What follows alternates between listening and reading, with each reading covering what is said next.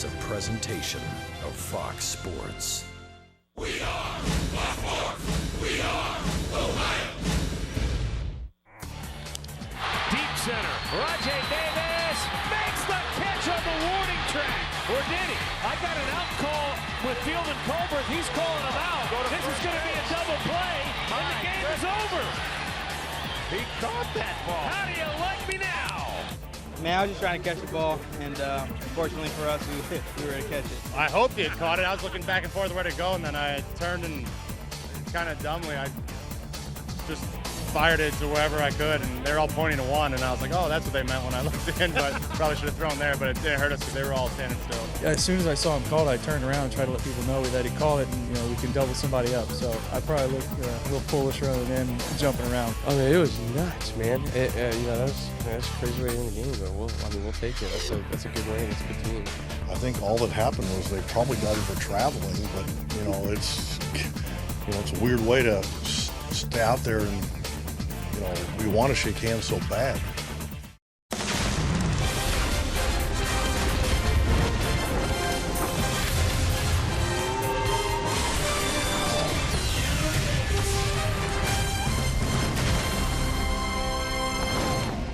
It's a gorgeous sunny Saturday in downtown Detroit, Michigan, where the Cleveland Indians look to continue their dominance within the Central Division.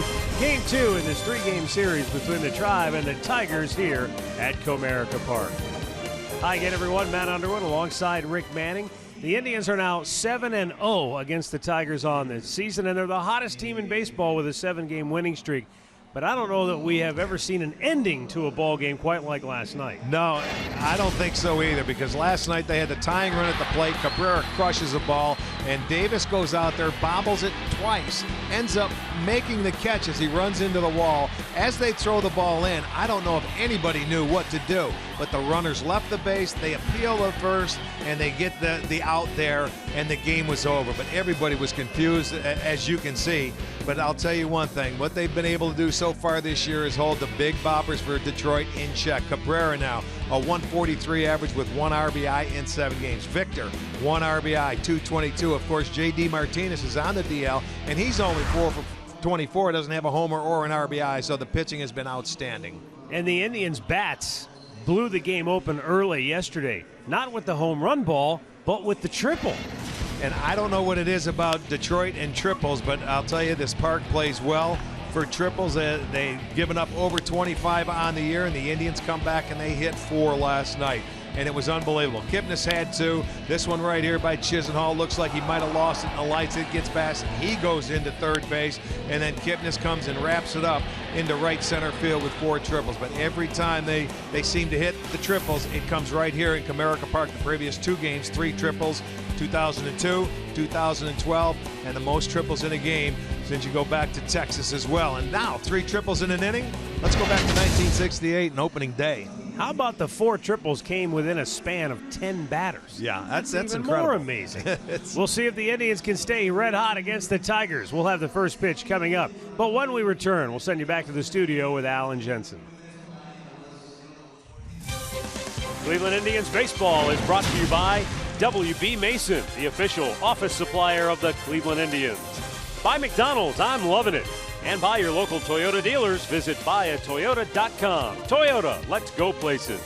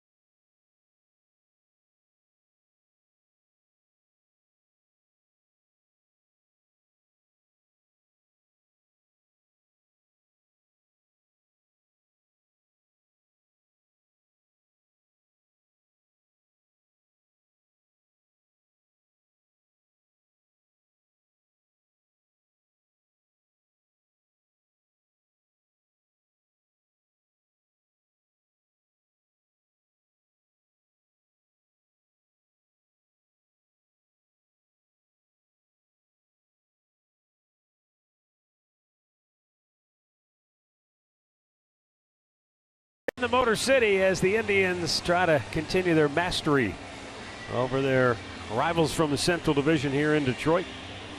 And the Indians with a 7-game win streak overall, 42-30 on the year.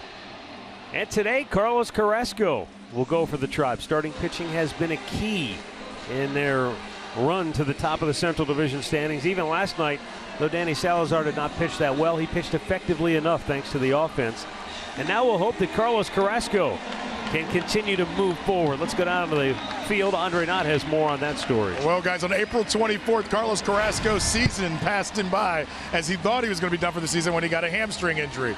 He's back. He's had 4 starts. They haven't gone perfect, but in talking to Mickey Callaway, because of those starts missed, he believes he can come back and be the pitcher that he's been. Here's today's Hear Right sounds of the game.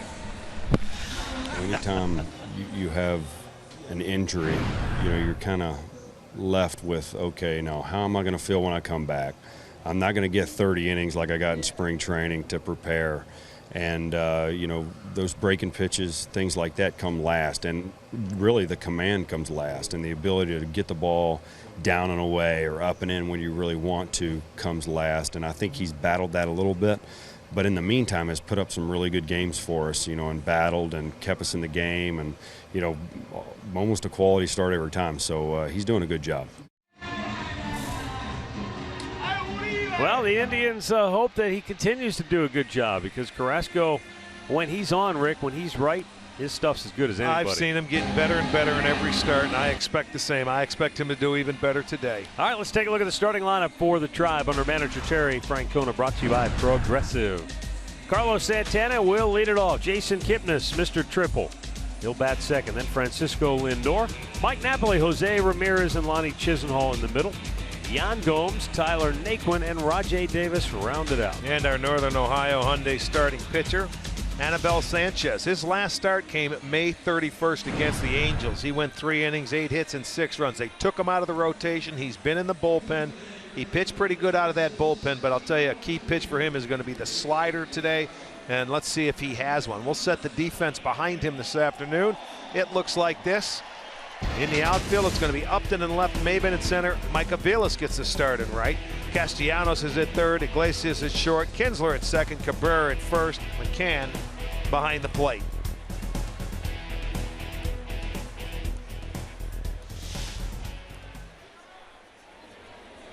Carlos Santana will start it off for Cleveland. 2 for 5 last night. He doubled, he scored, he drove one in.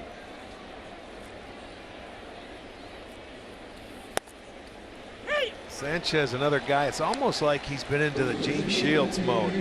His fastball's not what it once was. He's missing his slider, so he's turned into a fastball changeup guy. Santana socks it to deep right field. There it goes. Goodbye. Deep into the lower deck in right field. And one swing of the bat puts the Indians on top 1-0. That was a changeup. And boy, Carlos didn't waste any time. He jumped right on it. So welcome back to the starting rotation. Santana didn't take long at all, and the Indians have beaten him twice already this year. Watch the changeup, watch the location. Right down the middle. And it goes a long way into the seats. It's a souvenir. Third time Santana's led off a game with a home run this year. Jason Kipnis taking a strike. This is where it all began for Santana. Yes, no kidding.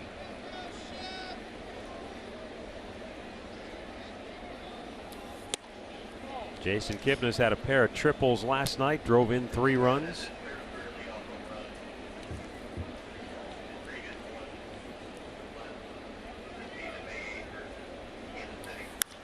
Out of play to the left. I remember earlier in the year when he pitched against us, a lot of times they were talking about his turn. When he gets up, right. and that was the one thing that they thought might keep him on line, but it hasn't helped him this year. His slider has been missing. Kipnis with a bouncer to first. Miguel Cabrera will take it himself. 1 down.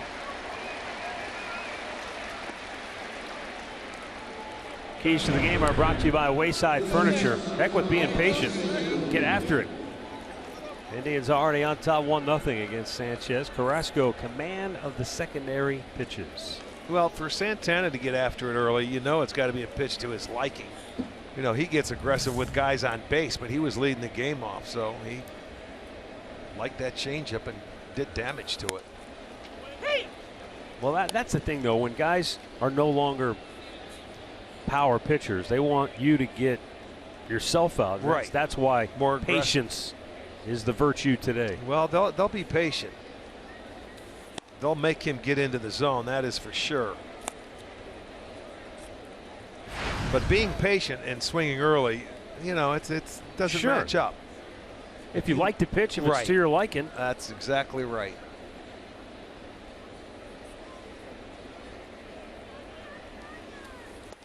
So again, a first inning run. That's what, 12 for him this year against the Tigers. Well, again, the Indians scoring first. They're 31-7 on the year when they get the first run on the board.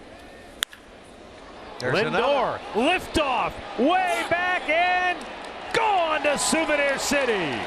Francisco Lindor, his 9th home run on the year. And a pair of solo shots here in the first. Wow. And that was, I believe, another changeup that he left there. It speeds up the battle. Lindor. He hits his 9th. And that is the 16th home run now given up by Anibal Sanchez. That was the slider. That's a pitch that he has to establish. That wasn't the changeup. I'm sorry. That was the slider. So the changeup leaves the yard. So does the slider. He's going to be a little leery of throwing those off-speed pitches. Well, now Big Mike Napoli stands in. And he fouls one back out of play.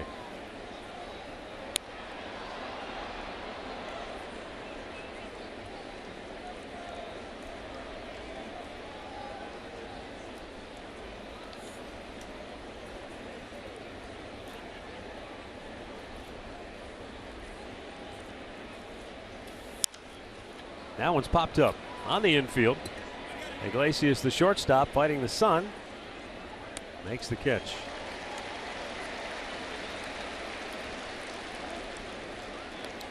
Two away, and up comes Jose Ramirez.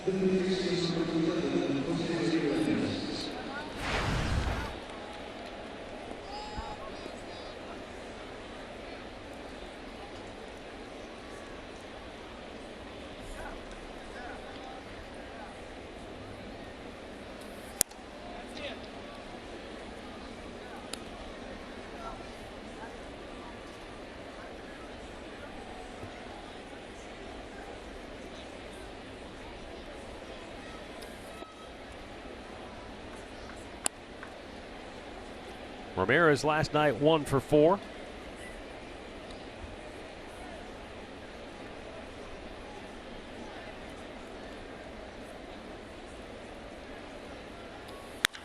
And he hits one high in the air, deep right field. Avila's back on the track and leaps up, makes the catch. Oh, Mike Avilas with a beautiful grab in deep right field. It was almost a 3-homer inning for the Tribe. They'll settle for 2 solo blasts, one by Santana, one by Lindor. 2-0 Cleveland. The Tigers are coming to bat.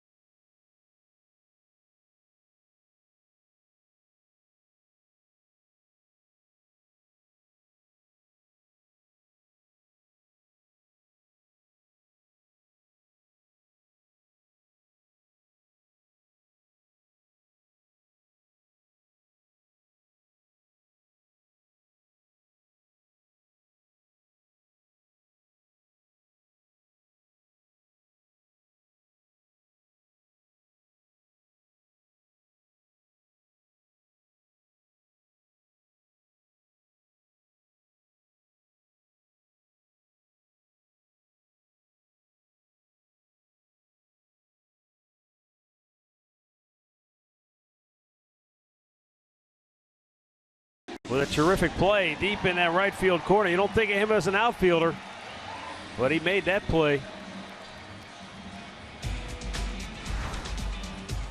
Tigers starting lineup today for manager Brad Ausmus looks like this. Kinsler, Maben, Cabrera, Victor Martinez, Nick Castellanos, Justin Upton. They combined for 1 hit last night, those 3.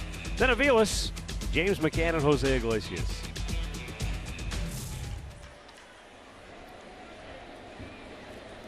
And now Carlos Carrasco goes to work. And a fastball in there for strike 1. Yeah, Carlos returning to the scene of the crime here. Back when he injured that hamstring. Almost 2 months.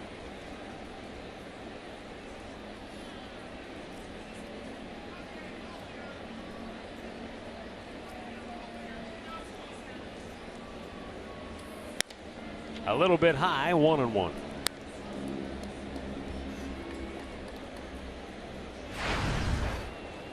Kinsler 2 for 4 last night. He stole a base, he drove 1 in, and he was credited with a run scored in the 9th inning, well after the fact. It was a kind of a quirky scoring decision that was applied after the game was over that made the final score 7-5, and it gave Miguel Cabrera credited with a run batted in and a sac fly on the final play of the game that looked like initially it was just a double play, game over, 7-4 final. Doesn't change the outcome, and it was an unearned run for Cody Allen, but it does give Miguel Cabrera 1 less at bat and an RBI to his total. His first RBI gets the Indians on the season. Yeah.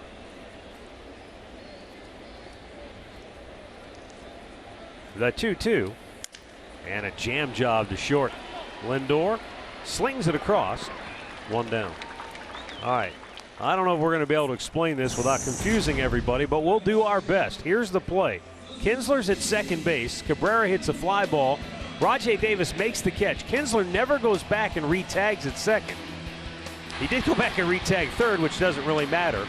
Then the throw comes home, but he crosses the plate before Jimenez throws to first, where the third and final out of the game is recorded. So because it's not a force out at first base on the runner coming back to the bag, the runner at third is allowed to score. Yes. Because the Indians didn't take the time at that moment to appeal to second base. When they would have had Kinsler out, the run would not have counted in that case, and the game still would have been over. And who really cared where they appealed? They got the bottom line is they got the final out. Yeah. But by rule, he ended up scoring, and he didn't even tag up. But I think there is something to be learned from that experience if you're the Indians, because Rick, and you brought this up, what if it had been a 1-run game at that time? Yeah, you better know the rules. Then you better go get that out at second base and appeal and make sure. Yes, I mean, with all the confusion that took place, that is true. But even for everybody out there, little leaguers and guys growing up, and I don't care if you're in college,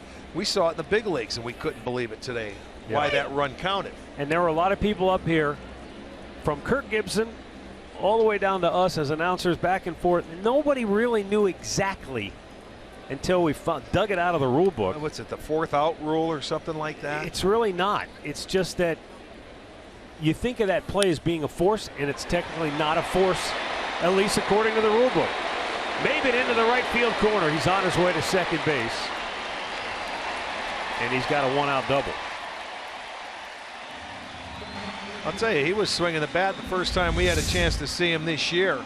He was very effective last night, and I like that approach. He just stays on the baseball and goes the other way for a double. So these guys, I think one reason why they're swinging the bat much better is Cameron Maben is he's a table setter up there behind Kinsler and in front of Cabrera. And now Miguel Cabrera will be the batter.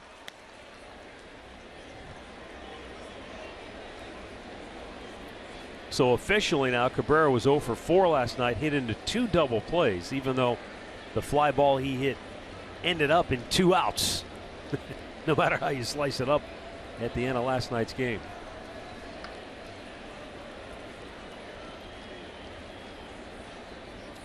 And it also does not take away from the fact that that was an outstanding job in center field by Rajai Davis. He's on the dead sprint, and then he juggles it and still able to hold on to the ball for the Well, the one thing I like about that, he started in center yesterday, and there's so much room out here. He's been here. You know, it's not new for him. And that, I think that's one big reason why he was able to make that play. Fouled back, 0-2. You know, let's look at the Northern Ohio Honda starting pitcher, Carlos Carrasco. He's making his 9th start. He told you he hurt himself here back in late April. Doesn't have very good numbers in this ballpark. 2-4 in his 8 starts in his career. But in his last start, you could see things starting to come together. That slider started to get better and better. His secondary pitches, as Callaway said. There's a slider that Cabrera got a piece of to stay alive.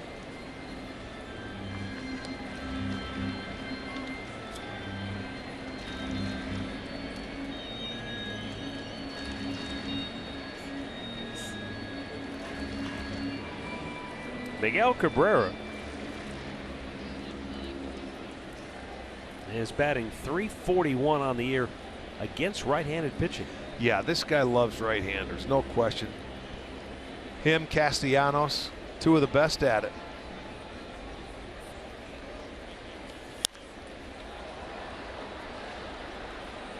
But this is a guy here with a, you throw him away in this ballpark and he can wear out right field. He's got that stroke. And when you watch this Tiger team take batting practice before a game, how many of them, they don't pull the ball. They just stay on the baseball and try and shoot it the other way. Their approach in batting practice is it's fun to watch.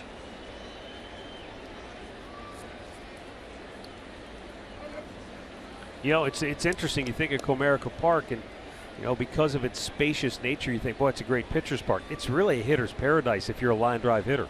And that's what Cabrera essentially is. Yes, and he can lift it, though, to right field. And it's, oh, there you go. Stay in there. Like that. He thought it was way inside. He was looking away from Carrasco. And he gets the called strikeout. Look at it on our Nissan pitch tracker. Boy, he's sitting right there. He leans back from the plate, but gets a call from Field and Culbreth. Like that pitch.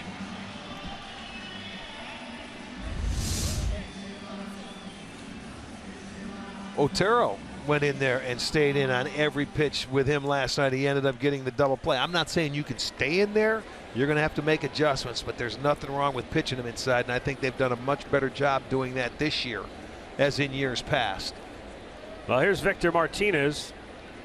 They held him hitless last night, 0 for 4.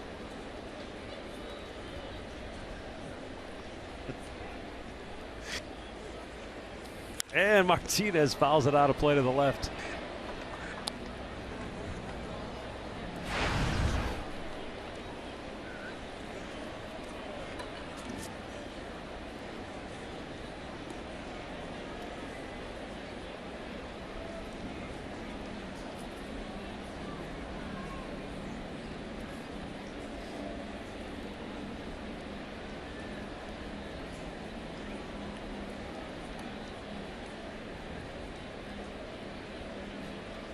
Carrasco's 0-1 pitch.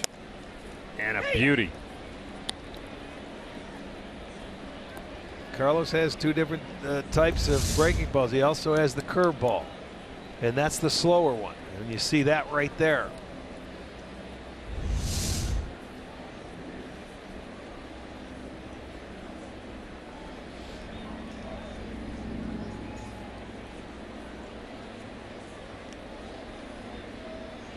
Now the 2-strike offering, and Victor fouls it right into the Indians dugout.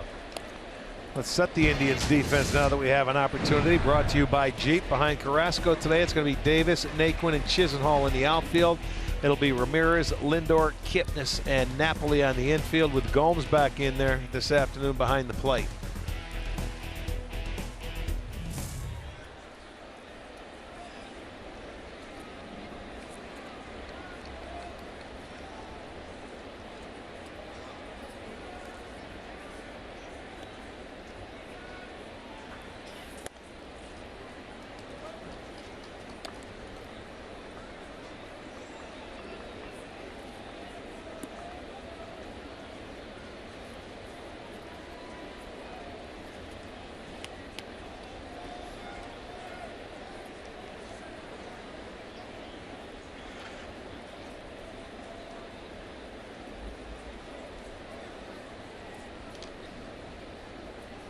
Carrasco checks that runner at second. Now the 1-2 pitch. And Victor got a piece of it to stay alive. Yes, he did. And I don't know if that hit Gomes' glove or it hit the ground first, but the umpire looked around to see if Gomes had a chance. No, right down into the ground.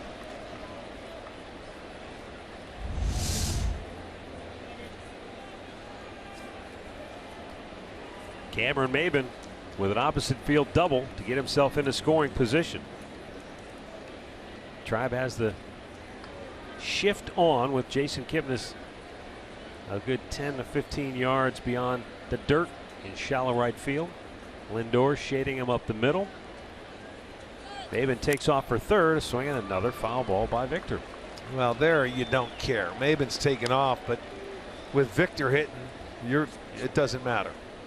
You know, everybody's playing back. They want the out. They'll let him waltz into third base.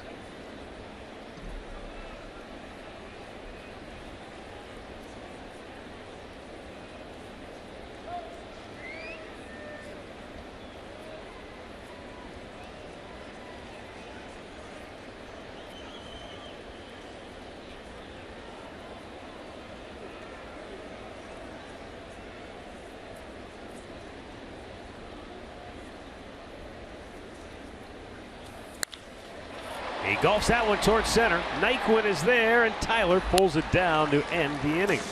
No runs ahead, a man left. After one, Cleveland on top, 2-0.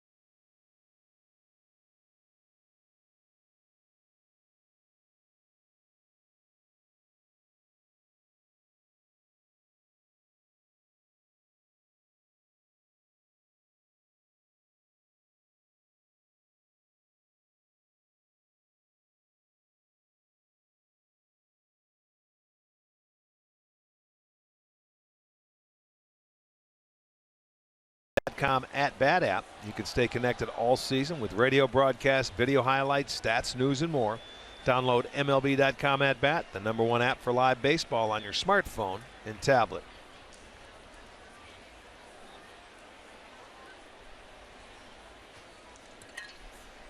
Lonnie Chisenhall leads off the second inning.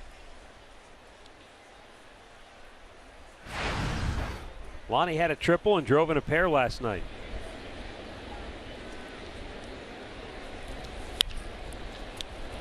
He lifts this one to shallow right. Out goes Kinsler, the second baseman. One down.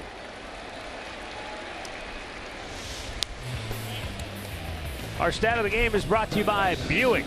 7-7. The Indians have won 7 in a row overall. They've also beaten the Tigers 7 straight this year. During their current 7-game win streak, they're averaging over 6, batting over 300, 30 extra base hits. That's almost 5 a game. Yeah, they're scoring a lot and scoring early.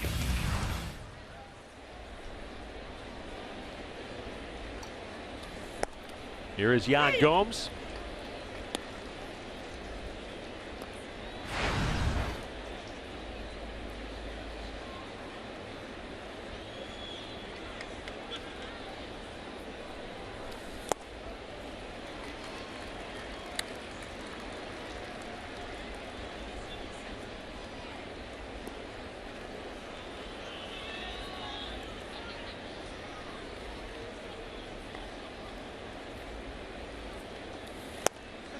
Boy, it didn't miss by much. Just about a ball width off the plate. Did you see Sanchez walk off the mound? He thought he had it. Made a quick U-turn on the outside edge. There it was. That's way outside.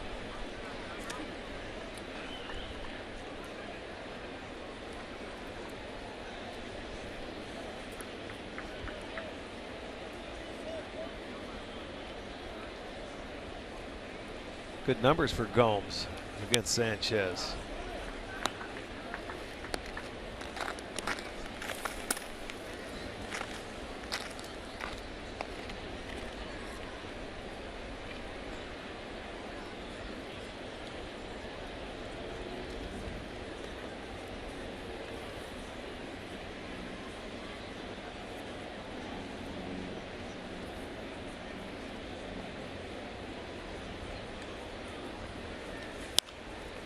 And Gomes pops it back out of play.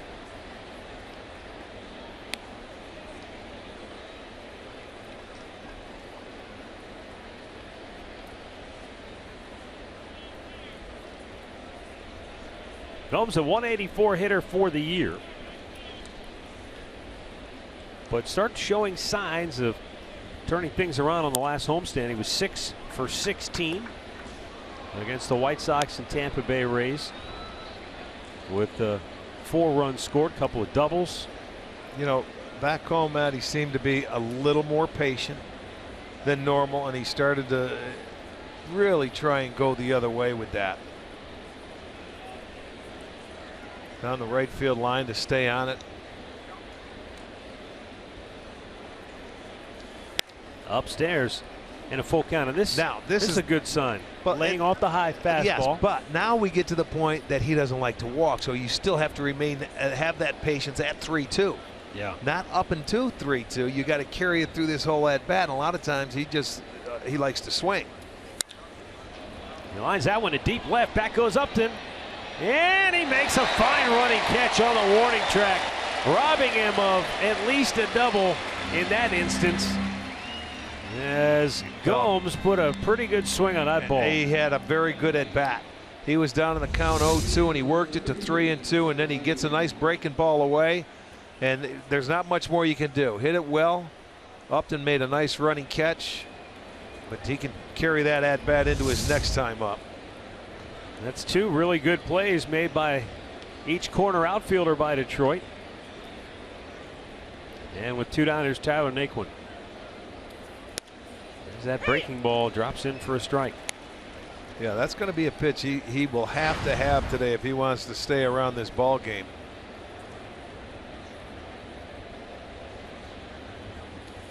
Back when he was pitching well for the Tigers, he had that nasty slider, and he was a strikeout guy. Had a very low ERA.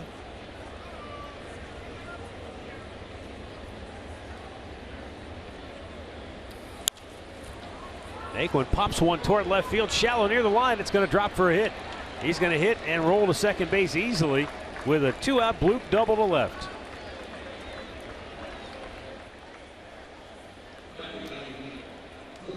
Okay, extra base hit. He knows. He goes right out of the batter's box around first base, so it's an easy double for Tyler. That's his 5th. Gets himself into scoring position. There you go. Getting around first. Good hustle. Give Rajai Davis an opportunity. Well, it's a good guy to give an opportunity to, because Davis has done a fantastic job overall this year with runners in scoring position, hitting .326.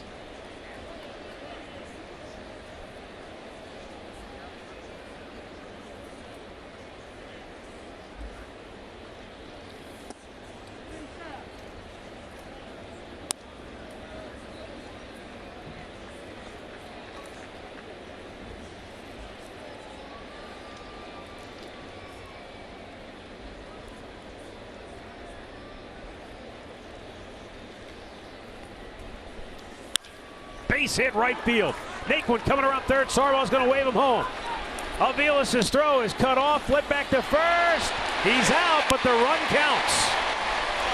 Naquin crossed home plate before Rajay was tagged out at first base. Sandy Alomar's looking back in the dugout saying, wait a minute, he might have beaten the tag of Cabrera. So the Indians will at least look at the video and see if they want to challenge the play. But the run counts regardless. Yes, it does. Cabrera cut that ball, and Kinsler comes running in behind, looking for a tag to get Davis, and safe. I'm going to say he tagged him after his hand was on the base. So I'm going to have to say that may be reviewable for the Indians. Looked like the tag came straight down on the dirt, not on the body. So Terry's going to say, let's take another look at this. It'll keep the inning going. Well, it will, even though the run counts. All right, so they're going to look at it. I don't know if he came out what he exactly asked him there. Well, I think Field and Colbert he might have been confused, thinking Terry wanted to make sure the run counted, and he was explaining to him, I think, that the run did count for sure. But it looks like the tag comes straight down on the dirt. I don't think he gets the helmet. I don't think he gets the arm until there. Well, that'll be interesting. This will give us a different look if he gets the helmet. He didn't get the helmet, at least. Didn't look like it. That angle doesn't really give us much as far as did he get the shirt. Wow, that was quick. I mean, lickety-split. Must have had a great angle from somewhere else. The run does count, and the inning is over. And the score is now Cleveland 3, Detroit nothing.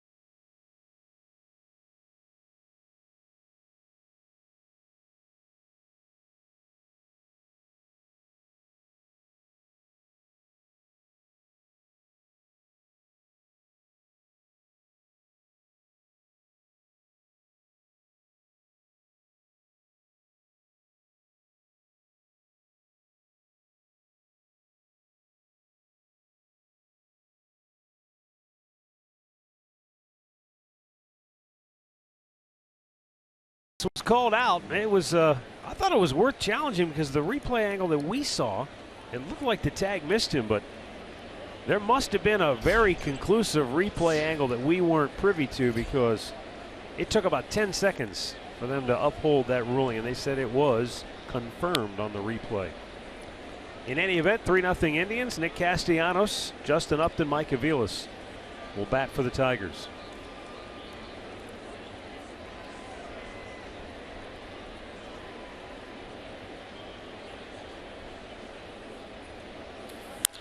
Line drive, left field, and a base hit for Castellanos.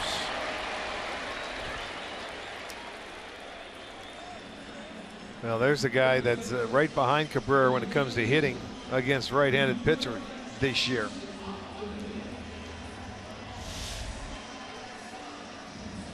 Now, this is, there was some question, did the run score before the out at first base?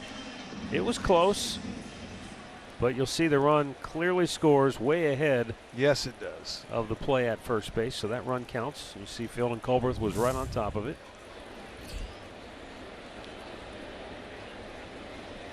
Justin Upton.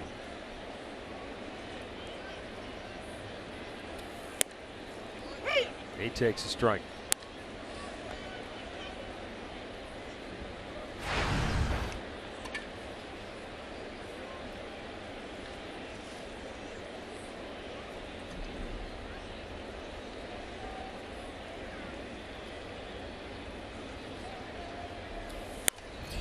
Swung through a good 96-mile-an-hour fastball.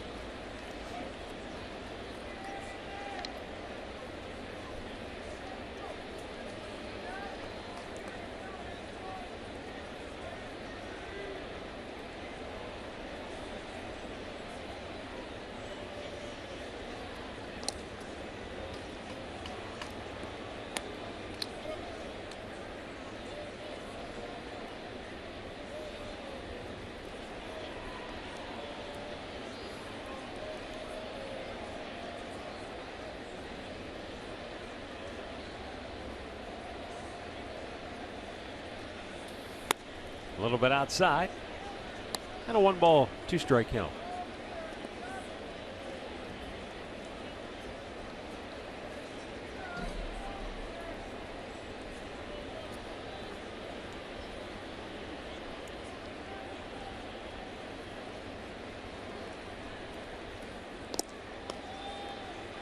Keeping a close eye on Castellanos, but I wouldn't anticipate that he would take off anytime soon. No, Castellanos is he's not fast at all.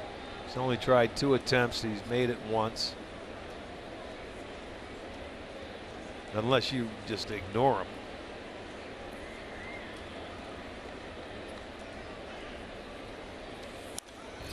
Fouled right back to the screen.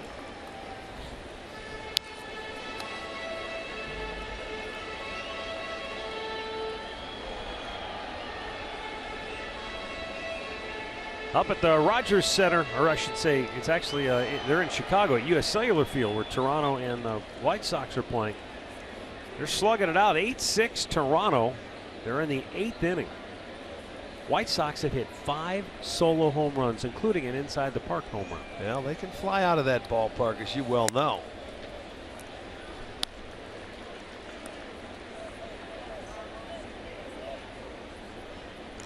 The knuckleballer started today for Toronto, Dickey. They go a long way too when you hit them right. Yeah.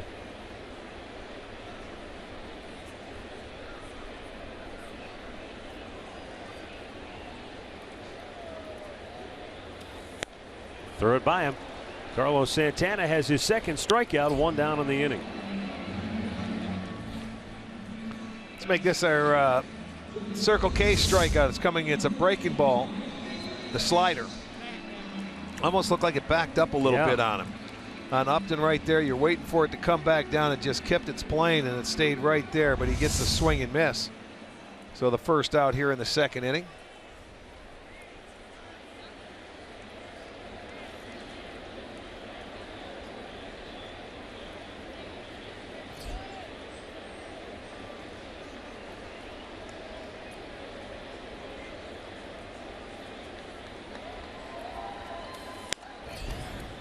Mike Aviles takes a fastball for strike 1. Aviles hitting .226 so far on the year. This is the 37th game he has played in.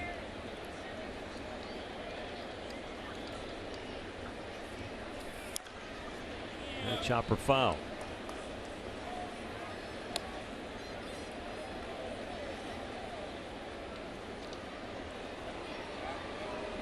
It seemed like sort of an odd fit for Mike Aviles at the time when he signed on with Detroit. Only because they already had Andrew Romine. And they seem to be a team, at least last several years. They kind of have a set lineup and they roll them out there every day. Yes, they do. Kinsler, that's what they call him here, everyday Kinsler, because he's out there playing second. Miguel Cabrera rarely misses a game. Victor's your DH. Castellanos playing third most every day. So you're right. They have a lot of everyday players.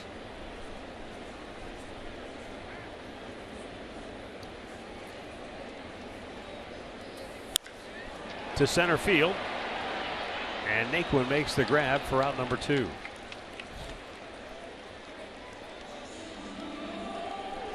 Let's go down to Andre. You know, Andre, we were talking about Mike Aviles. Not many opportunities for him in Detroit, but if you're on the Indians roster, there's a chance you're going to be in almost every game. Absolutely. I was talking to Rajay Davis as well as Tyler Naquin, and he says the one thing is, I don't play every day, but Tito keeps us active. Yeah. And I even talked to Mike Aviles about it, and he said it's been different for him being over here in Detroit because, he's played different. He was put in the game late yesterday, and he says you got to stay with it, you got to stay in the cage. But he says Tito does a great job of keeping the entire roster ready to go. And I know Tyler Naquin said that even though he's been up and down, he says he always feels like he's a part of what's going on with the team, and it's helped them play well so far this season. And I really think that's the difference in the rosters. It's constructed differently. Yeah. You've got everyday guys. You can't. Who are you going to take out for the Tigers? Right. If the roles were reversed, if Tito was managing this Detroit team, right, he'd be running the same guys out there every day. And you have to. Yeah. I mean, they're constructed a little differently. Plus, you had the injuries to Brantley, so that opens up an outfield position, and you've got outfielders going everywhere, and outfielders playing infield, and so the rosters are different. And that's why Tito has the flexibility here, and that's what he has to do. Now, would he prefer to do that? I don't know. I guess we'd have to ask him. Or would he rather have a set everyday lineup? Well, I know, going back a few years, but when Mike Hargrove was running the Indians in the mid-'90s, people used to ask him all the time, what about this guy? He said, my everyday players are everyday players for a reason. Yeah, give him a day off or do this. It's tough to do. Not when you're trying to win, and managers trying to win every day. They don't look at it and say, we can afford to take a game off here or there. Right. That's not their style. No, it's the march. And that's why, you go back to those mid-'90s teams, you think about the Wayne Kirbys, the Alvaro Espinosas, guys who filled important roles, but boy, they could go a month without getting a start. Their roles are putting bubble gum on top of helmets and hats and stuff like that, and letting other guys have fun because they didn't get a whole lot of playing time. Kenny's not coming out of the lineup. Omar's not coming out of the lineup. Baerga, Albert, Bell, forget about it. No, you couldn't give most of those guys days off. 2 down for James McCann. And a swing and a miss. He is down on strikes. 3rd K for Carrasco. And after the leadoff single, he sets him down 1-2-3. After 2, it's Cleveland 3, Detroit nothing.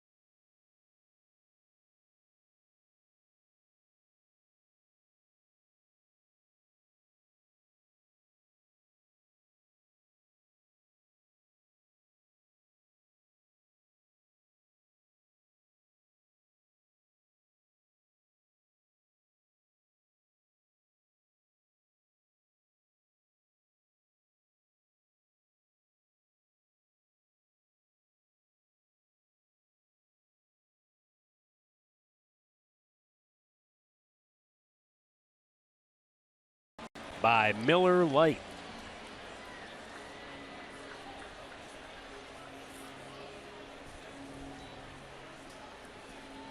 Carlos Santana, Jason Kipnis, and Francisco Lindor due here in the 3rd. Santana started the game off with a home run.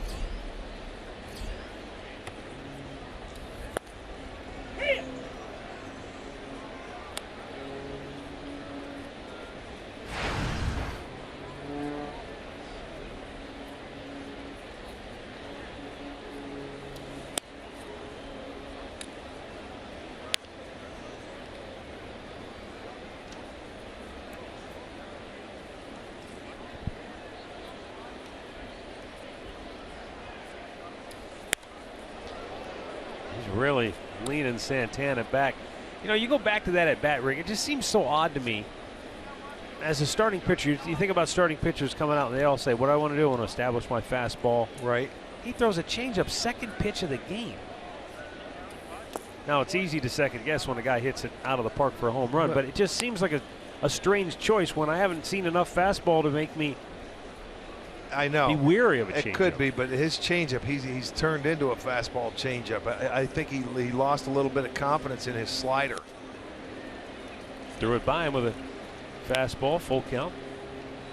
When he was throwing the ball well, and it hasn't been this year, but in the past, it's the breaking ball, the slider, that's the equalizer for him. And then against the left-handers, it has been his changeup. Well, he walks him. But you can see he's nibbling. Let's get on to Andre. I mean, what was it, 2 months ago? I think it was April when Tito made the move to Santana in the leadoff spot, right? April 22nd. It was against Verlander, and a leadoff homer came from the bat of Carlos Santana. Really, offense changed back on that day, and really Tito made the decision because of on-base percentage more than anything else with Santana. But he was worried about the middle of the lineup. And he says without Napoli having the first half that he's had and without Ramirez really stepping it up, he couldn't have moved Carlos there. But he's happy with what it's done for the offense. And he says it's still a feel thing. He said he doesn't feel like put the lineup away. He goes, sometimes I want Davis leading off. He goes, I want this lineup balanced, and I want these guys feeling comfortable with it. But he gives Santana credit. Remember when he got moved to the second spot, last year? It didn't work for him. He says Santana hasn't changed his game, and that's why it's worked.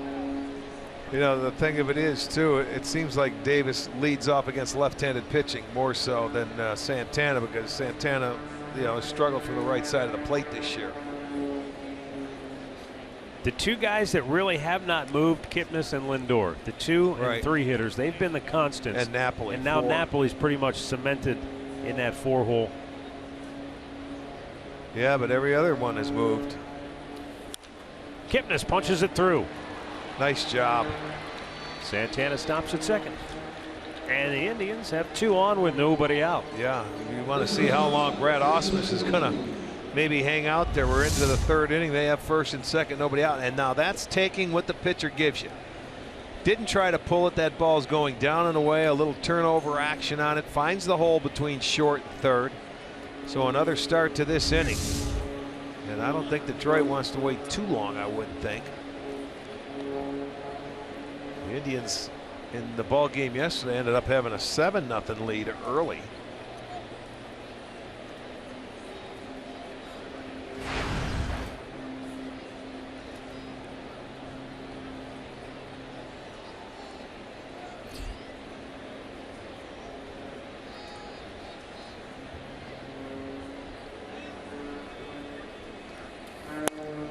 And Frankie Lindor takes the ball inside.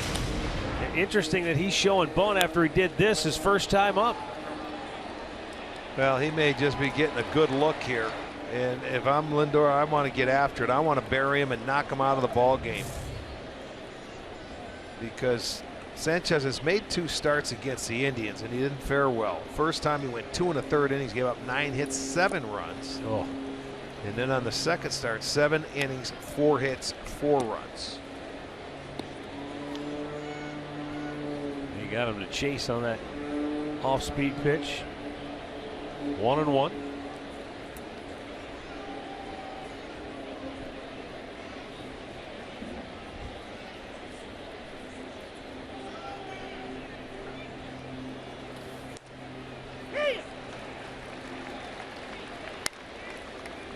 Well, the players and the fans are being treated to an aerial show beyond the center field area. That looks like the Red Baron in that plane. He's doing loop-de-loops, painting the sky. Yeah, it's called River Days out here. I think they share it with Canada for their 4th of July celebration. Popped to shallow left. Upton will make the play, and the runners have to hold 1 down.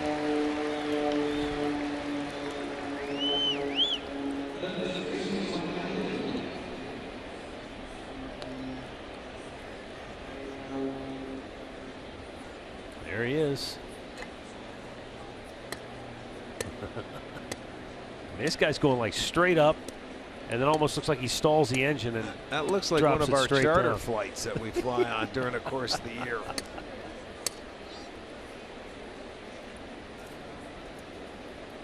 Mike Napoli with 2 on, 1 out. Napoli popped up on the infield his first time up.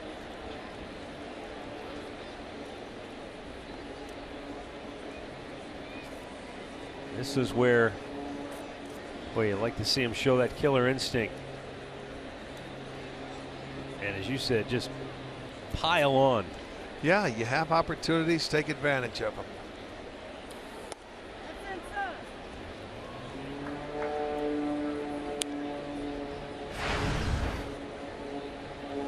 You know, because right now he's battling for his life. He realized he can't get down more than 3-0. So he's pitching to try and stay in the rotation. As I mentioned, this is his first start since the 31st of May. And at that point, he was just out of whack. He was just didn't know what he was doing. He was afraid to pitch to contact. He was nibbling per se. Yeah, that's what happens. You end up running your pitch count up, walking guys. Yeah, and out of the bullpen, he's pitched 9 innings, and he was 1-1 on a 1.86 ERA in the time coming out of that bullpen before this start today. And then what happens? The first hitter hits a home run, the third hitter hits a home run, and it brought him back to reality. Ball inside. So the patience right here by Napoli, making him work. He's not helping him out.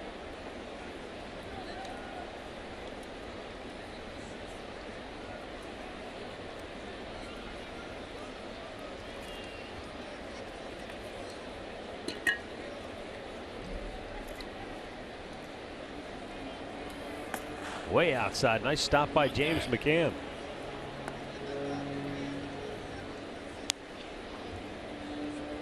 One out in the inning with 2 men aboard for Cleveland. And Mike Napoli, who has had a knack for coming up with big hits.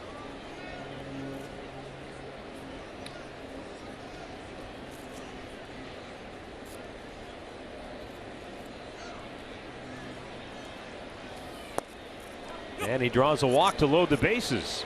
So there you go. He didn't have a walk until this inning. Now he has walked 2, giving up a base hit. And the Indians, let's see if they can get on the board for the 3rd straight inning. Well, on Monday, July 4th, the Indians will be back in town, and you want to spend some time up in the district. Budweiser from 5 to 7 out in right field will be $2. And 15,000 fans are going to receive a replica batting practice pullover. Just go to Indians.com and get your tickets. Last time up, Jose Ramirez almost hit one out of here. Would have been the 3rd solo homer of that first inning, but Mike Aviles caught it up against the wall in the right field corner.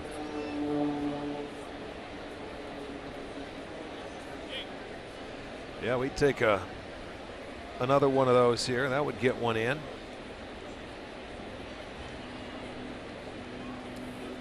Low, and a nice stop by McCann. He's been active here in the early going.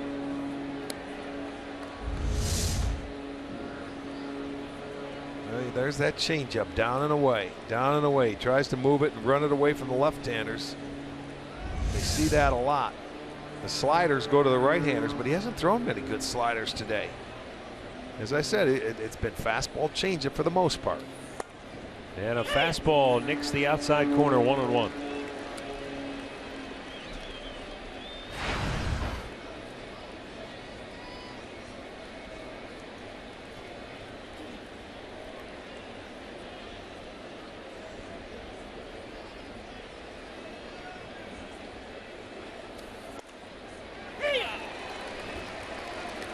Ramirez didn't like it. It was a fastball away. He thought it might have been outside.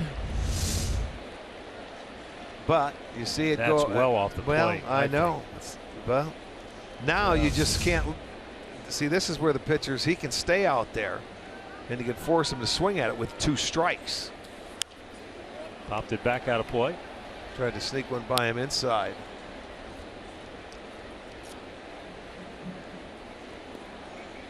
Already 3 for 3 this year with the bases loaded. You know, Andre just alluded to the fact that Terry said Jose Ramirez, his emergence offensively has enabled him to be able to juggle the lineup the way he has. Shoots it toward the left side of the infield. Iglesias to second. They'll get the force. A run will score, and it's 4-0 Cleveland. Give Ramirez his 27th RBI on the year. And Mike Napoli is forced out at second base on the play. That's okay. He put the ball in play. He did not try to pull it. And Iglesias makes a nice play to underhand that throw, but you can only get one. I mean, that's a risky throw right there when you can only get one on that play. But he made the play.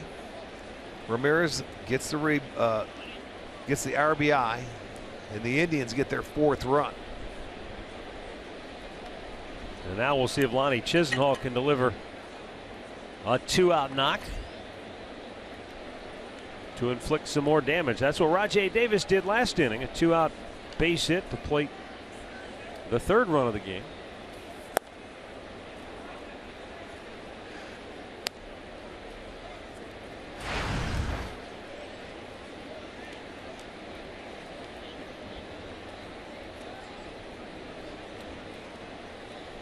Sanchez faced 5 batters in the 1st inning, 4 in the 2nd, and now this is the 6th batter he's faced here in the 3rd inning. Yeah, well, he walked a couple in this inning, so he sort of wrapped up this inning for the Indians, and they had 1 hit. They've been able to score a run. That's like a gift. Yes, indeed. Especially when you have a lead. Oh, that's close to a balk. He started to turn before he stepped off. He did disengage from the rubber, but it was very close. Yeah, that's. He almost didn't get the foot out of the foothold in time.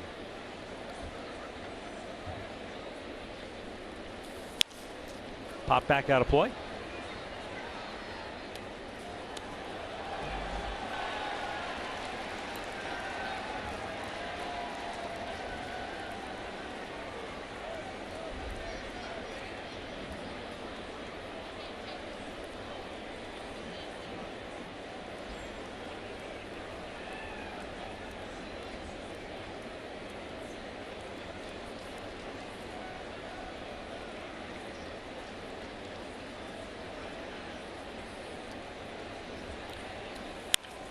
Lonnie lifts one, right field, foul territory, and Miguel Cabrera can't get there. He was close, but I don't know if a fan may have gotten in his way as he reached into the crowd or if he just couldn't quite get to it. Well, let's go. He gets over it. The tarp's out there, so he's going to have to reach in. And it's a Tribe fan that ends up, the ball goes off his hands. He was in there. He didn't reach out over. That ball just got down a little too quickly for him. Had to reach over the tarp. It's a heads up play by our fan over there. Very good.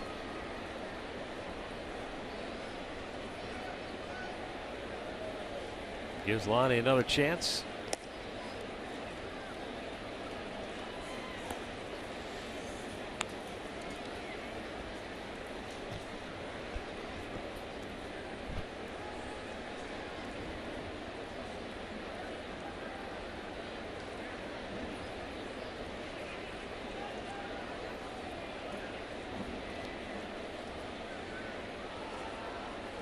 Ramirez takes off, and Lonnie Chisenhall with a liner to right.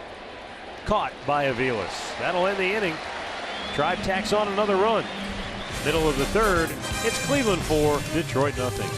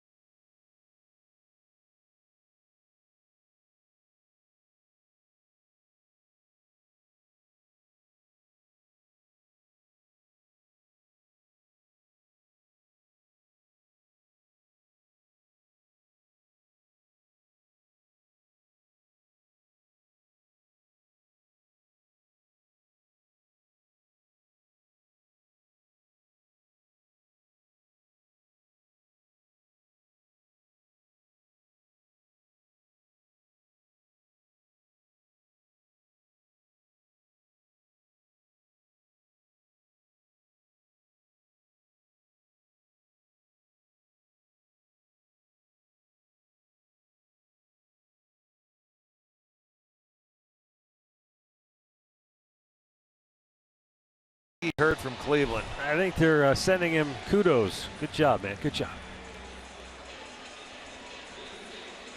Stay alert down there. Jose Iglesias, the number 9 hitter, and then the top of the order for Detroit here in the bottom of the 3rd.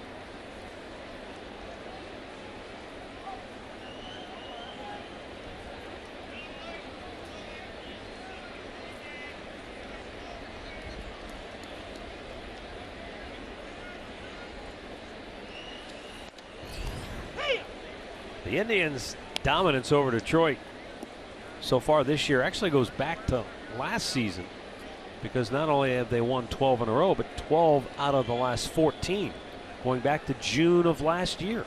Okay. Almost 1 year to the day, June 24th.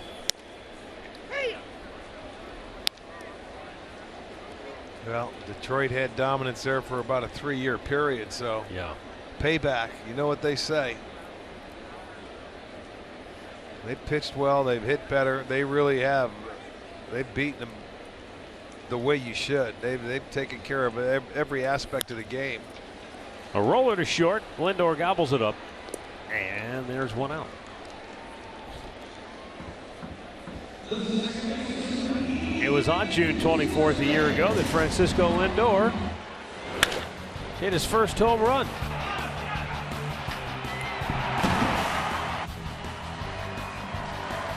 You know, he's had some firsts against this Tigers team. First major league hit, first major league home run. Although the hit came in this ballpark, the homer came back at Progressive Field.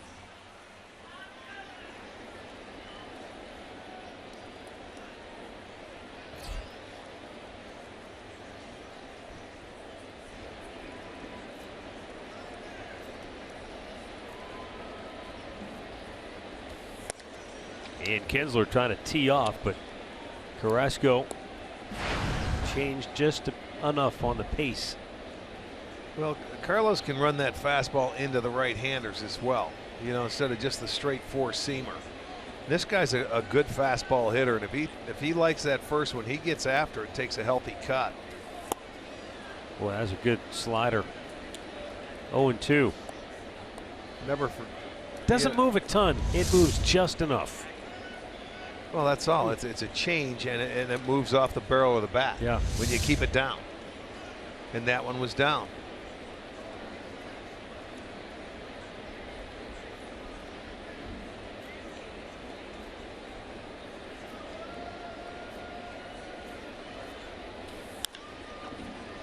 Bounces foul.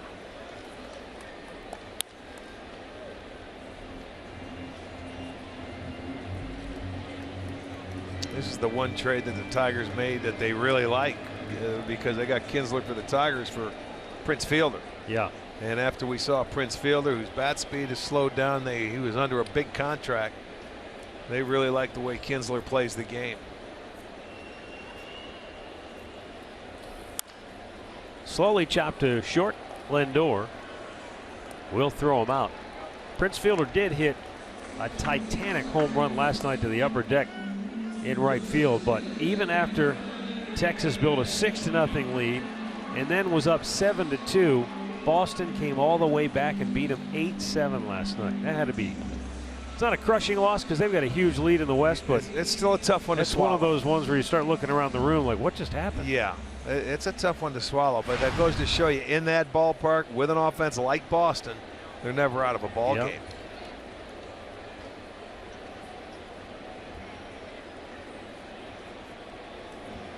Cameron Maybin doubled his first time up. He took a fastball basically right down the middle. It just stayed inside the ball and shot it to right down into the corner. That's pretty much has been his approach this series.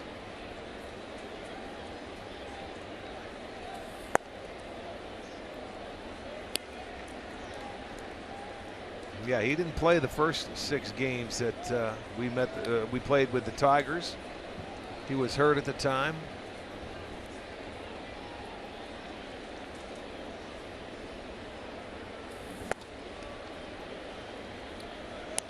It's the first swing I've seen him take trying to pull. I was going to say, you haven't seen many of those. I'm just going to try to turn on one. Yeah, now watch. Look at that ball going down. That thing had a little movement to it, and it, you know, when it's down, you see how tough it is. You got to use your legs to get down there and get the baseball. Again, he pulls off, and it's 1-2. Well, it's not over yet, but the runs keep piling up in Chicago. Blue Jays now lead the White Sox 10-7 in the ninth. So they scored 2 in the top of the ninth. Yeah, and I think they're still batting. Kansas City's in action tonight at home against Houston. David pops it up, shallow right. Might be a tough play here. Lonnie runs it down easily. And the Tigers go 1-2-3. 3 complete from the Motor City. It's the Indians 4, the Tigers nothing.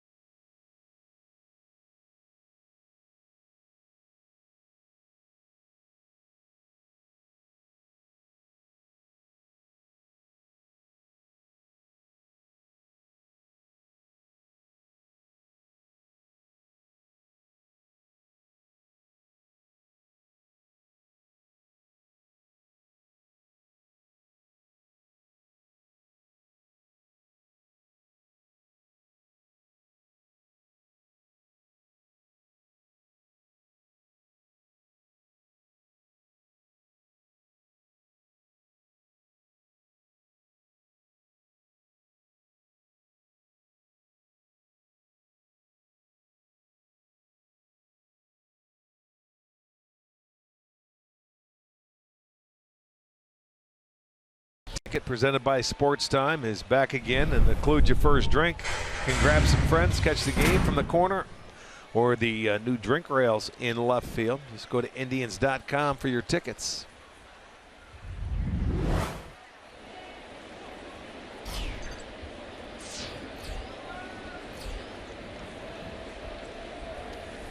Yan Gomes takes a pitch upstairs, ball 1. Yan, a very good at bat. The first time he was at the plate, he was down 0-2, worked it to a full count, ended up lining out to left field on a nice running catch by Upton.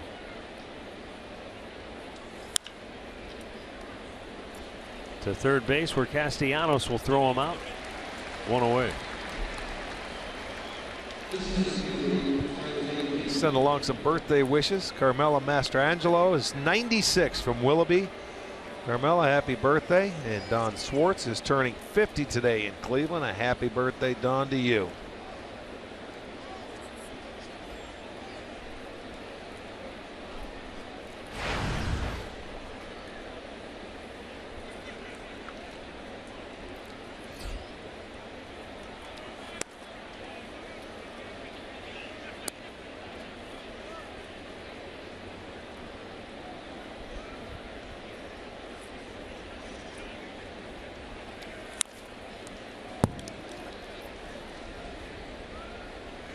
Tyler Naquin his first time up with 2 outs and the base is empty.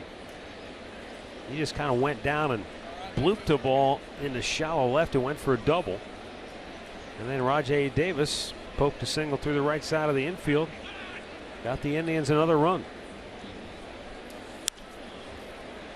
And one of the elements that this Indians team has improved itself from in years past that we haven't really focused a lot of attention on, but I think it's worth talking about, is the speed. Oh, yeah. You know, the speed of a Tyler Naquin, the speed of a Rajai Davis, Jose Ramirez, Lindor.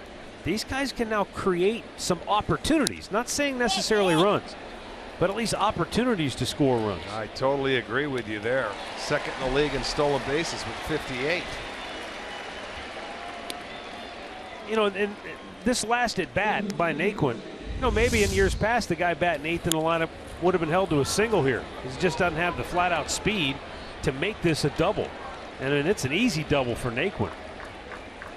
Yeah, and then because of his speed, he's able to score easily on the base hit to right field. Yeah, and that's after they cut the ball and went behind him. So you had to beat that throw home before the out, which he did. Now with 2 down, Rajai Davis. You know, they have speed and they can steal bases. I mentioned 58. They're second in the league. They've only been caught 14 times, which is terrific, you know, stolen base percentage. The one thing they don't do, which I wish they could do maybe a little more at times, is hit and run. But there's only a couple of guys on this team that are good hit and run guys. Well, that one right there, he got hit, but he couldn't run. That's a hit and stop. That's a hit and go down because it goes off his front leg or his front foot. And boy, that's his bread and butter. So let's hope that didn't hurt too much. It would appear that some of these hitters could execute on a hit and run.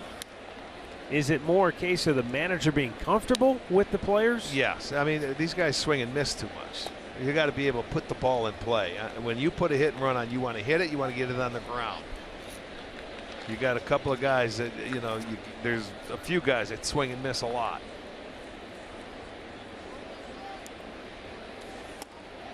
So what I'm saying, a lot of times if you can't steal a base when pitchers are doing a nice job of holding the runners on, you would like to hit and runs in case you bunt, because you know how many good bunters are on the team.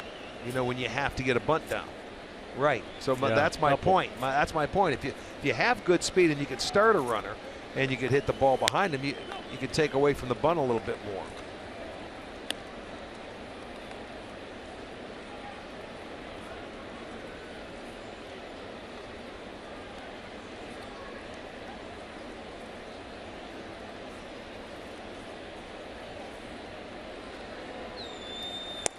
There's a good pitch, and it locked him up. Sanchez has his first 1-2-3 inning of the afternoon, but the Indians still have the 4-0 advantage.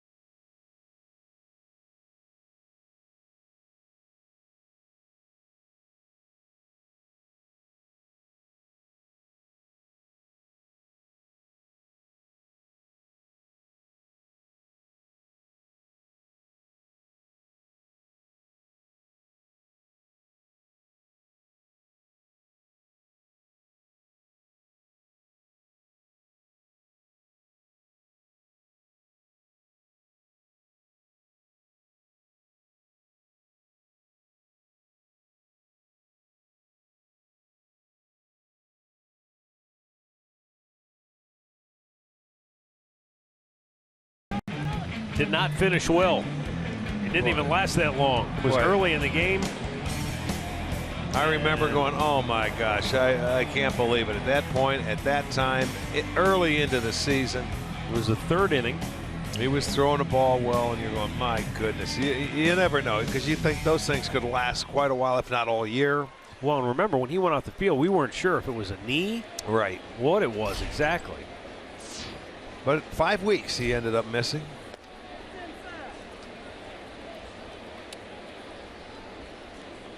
Miguel Cabrera's first time up. He was rung up by an inside fastball from Carrasco. I think if there's anything positive you can take away from it, his arm will be healthy now for the rest of the year because of those 5 weeks he missed early.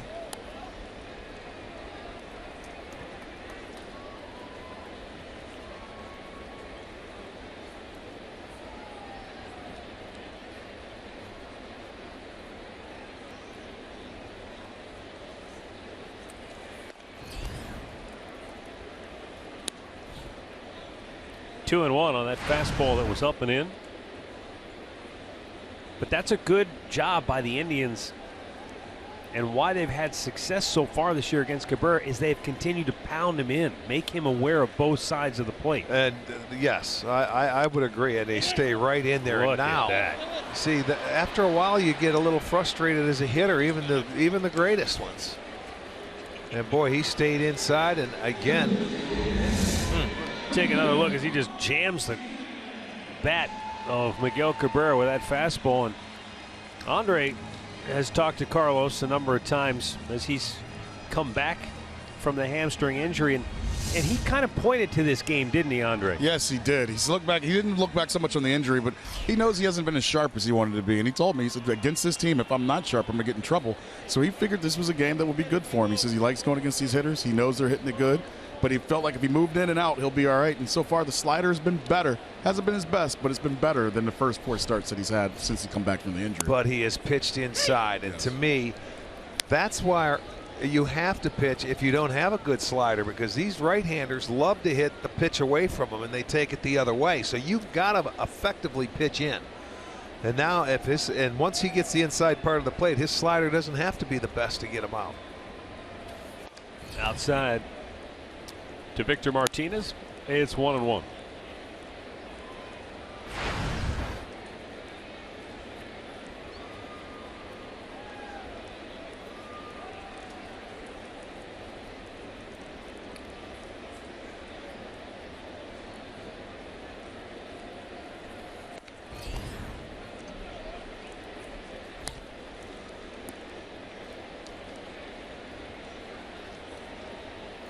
Yeah, it's always a challenge when you go up against a good offense and guys that can get on that fastball. It doesn't matter how hard you throw. You have to be effective, but you have to use the 17 inches of that plate, both sides of it.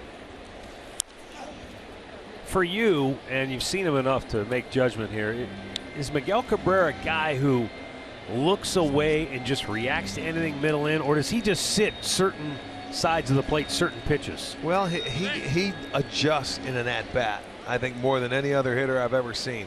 There's times where I think he goes up there, and you know what? When he gets to 2 strikes, he doesn't care about hitting your fastball. He'll foul it off, and he's sitting on that breaking ball. And he'll wait for it and wait for it, and he doesn't miss it when he gets it. He's a lot like Manny Ramirez. You know, Manny Ramirez would take pitches because he wasn't looking for them. But if you get him, and he never missed them. And good hitters do that. And it changes with the situation for Cabrera, you know, but if you continually and you don't prove you'll use both sides, he'll bury you. But that's where the Indians have made an adjustment. I think we've faced him enough over the course of the time he's been here in Detroit, and he has worn us out. Well, now they've made the adjustment, so it's going to be up for Cabrera to make his adjustment if he wants to come back and succeed against this staff, because they've done a beautiful job. 2-2 to Victor Martinez, and it's down in the dirt, full count.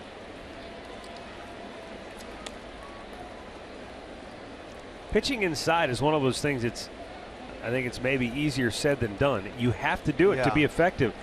But some guys don't have the confidence to pitch inside because they know if they don't hit and miss over the plate, it's going to get hit a long way. That's where people get wrapped up into miles per hour. how hard do you throw? If you don't pitch inside, you're not going to win. You can't continually just stay out there. You can throw a lot of percentage of your pitches outside. Josh Tomlin's a great example. He can get his 90, 91 mile an hour fastball inside on some of the best hitters in the game and make them look bad because he commands it. And if you can throw 94, 95 and go in there, I'm sorry, they're not going to be able to hit it. You just can't. But a lot of people now, I mean, you don't see many guys pitching inside consistently. The good ones do. Struck him out. Boy, that was a heck of an at bat. Martinez goes down hacking at a great fastball. That's a 4th strikeout for Carrasco tonight. This one was a great pitch away. He just went right at him with a good heater. Had nice little movement at the end. So strikeout number 4 for Carlos. And with 2 down, Nick Castellanos, who singled to left his first time up.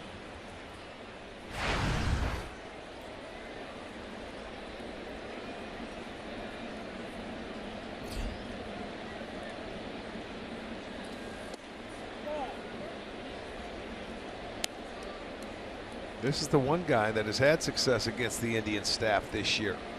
Right from the get-go. The first time we saw him, he was hitting .360 against the league. Castellanos now 9 for 25. Or excuse, yeah, 9 for 25 this year against the Tribe.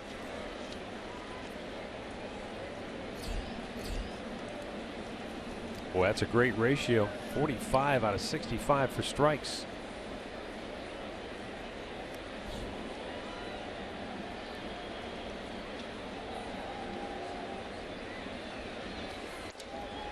And it's 3-0.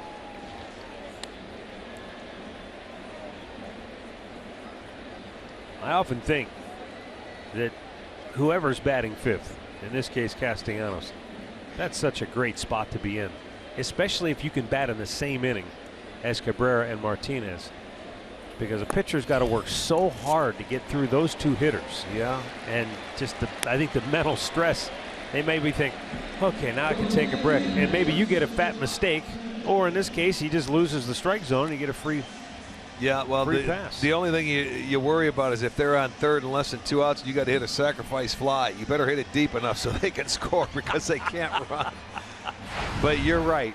You know, that pitcher, sooner or later, you think you may lose the concentration level when you got to go through a couple of great hitters like that. But the Indians have been getting them out, so Castellanos has probably been hitting a lot with nobody on base. Right. And that is, as we've commented so many times before, when you play Detroit, if you can keep Kinsler and whoever's batting second, in this case it's Cameron Maybin, in years past it might have been Austin Jackson, if you keep those guys off, then you have a chance against Cabrera and Martinez to be more successful. Well, you don't have to throw them strikes. You know, you have some wiggle room, as they say. And that's true a lot of times if you can get that first out of the inning. Tied him nice up. Pitch. Good heater. You see, when you see swings like this from hitters, you know, he started, he knew the fastball was coming, but where it finished, he couldn't get the hands up there, and you had to cheat to try and get to it. Now Carrasco 1 strike away from getting out of the inning.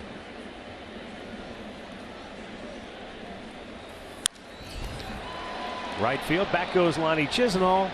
Inning over. 4 complete from Detroit.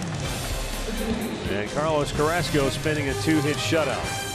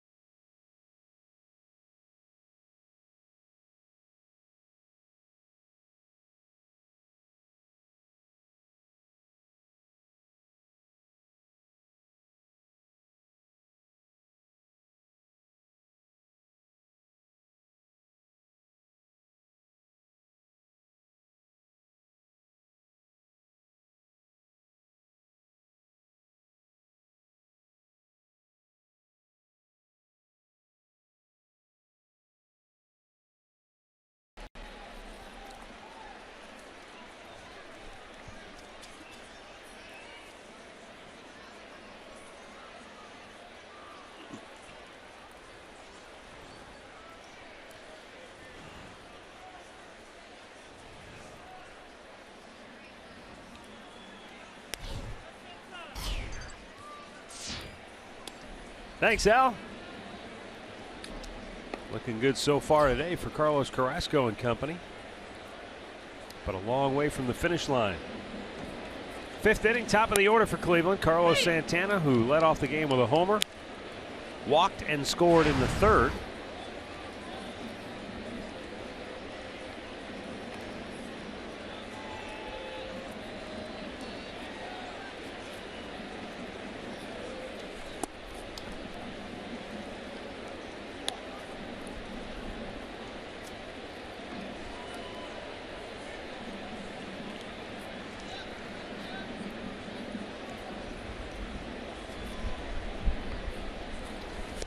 Two-one pitch. Maybe just turned over a fastball, and it's 2-2 as Santana swung through it.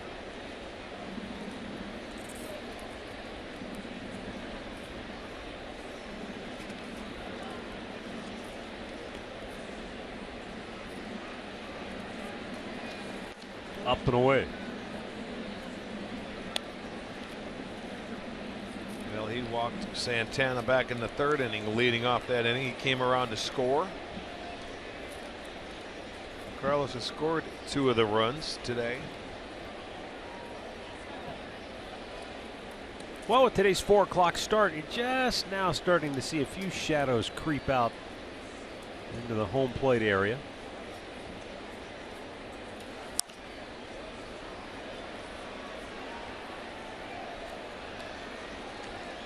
Be interesting to see maybe in the next couple of innings if it. Yeah, this is normally the time that they would take batting practice for a normal 7 o'clock game. And I'm talking about the Tigers, and then a little bit later the Indians would be on at 5:45. Santana is rung up, and it's back-to-back strikeouts now for Sanchez. In-game recap brought to you by your local Toyota dealers. Carlos Santana led off the game with a home run. 2 batters later, Francisco Lindor went deep.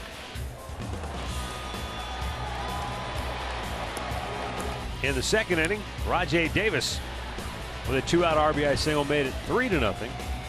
And the Tribe would add a run in inning number 3 on a fielder's choice RBI from Jose Ramirez. And Carlos Carrasco's made it stand up so far.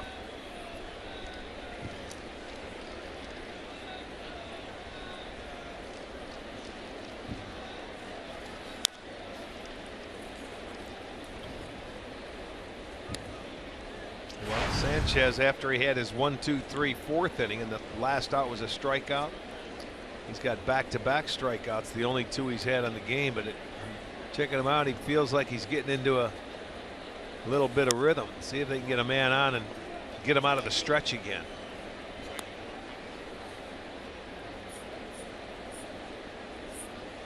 Kip has now hit in 8 straight. And he's got that batting average back up to 270 overall on the year.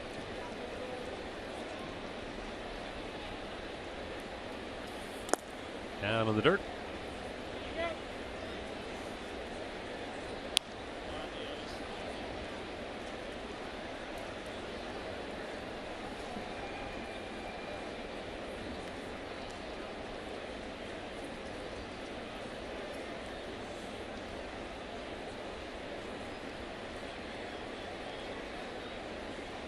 Now the 2-2, and he strikes him out. Wow, 3 in a row now.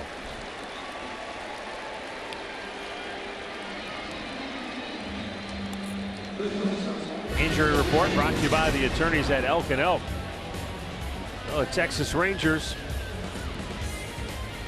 a couple of injured hurlers, but they can absorb some losses right now because they've won.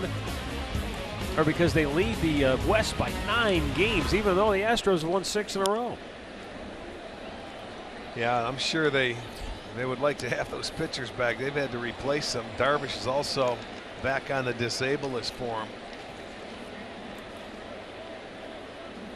But we'll see if they do anything before the trade deadline, trying to fill a void.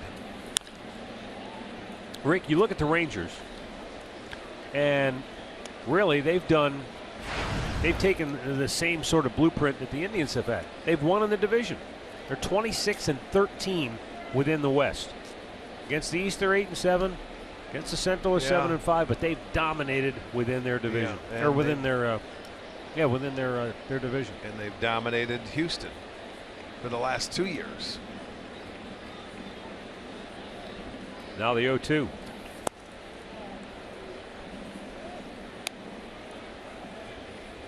See, that may be with an 0-2 count, go inside to be effective to set this pitch up. The one he got Kipnis on the changeup down and away. That's the pitch he may be getting a feel for. There it is, but it's in the dirt. Wow, that might have been a breaking ball. Was it 65? That was a different pitch there than we've seen. He really slowed his arm down, letting that ball go. Watch it. I don't know what that was. Unless it slipped out of his hand. That's the only thing I can think of.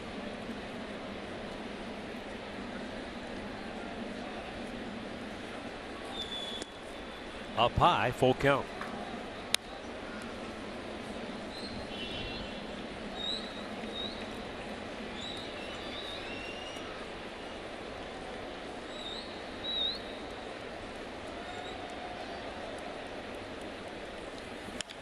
Throw the bat at it. And a short hop by Iglesias. Throws him out. Indians go in order. And Anibal Sanchez on a little run right now, but the Indians still lead it 4-0.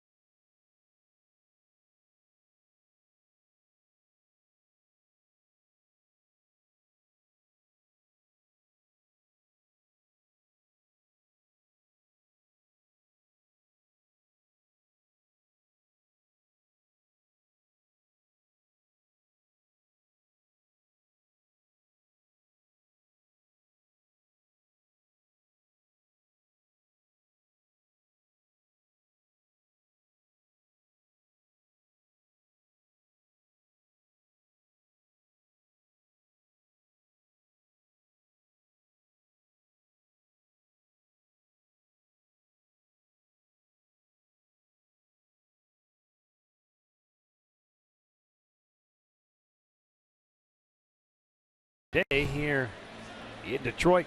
Boy, has it. Barely a cloud in sight. Mike Avila is going to lead things off for Detroit here in the bottom of the fifth.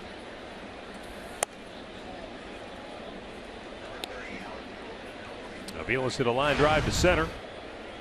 That was caught for an out his first time up.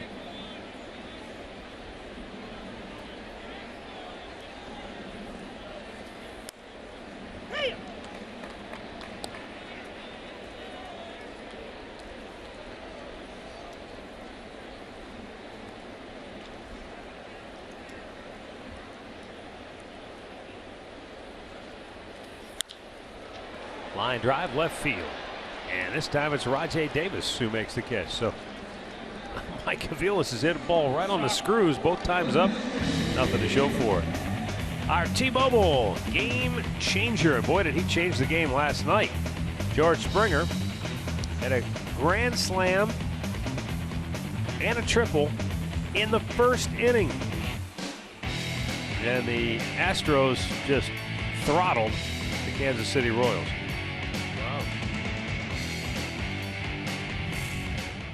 Yeah, they did.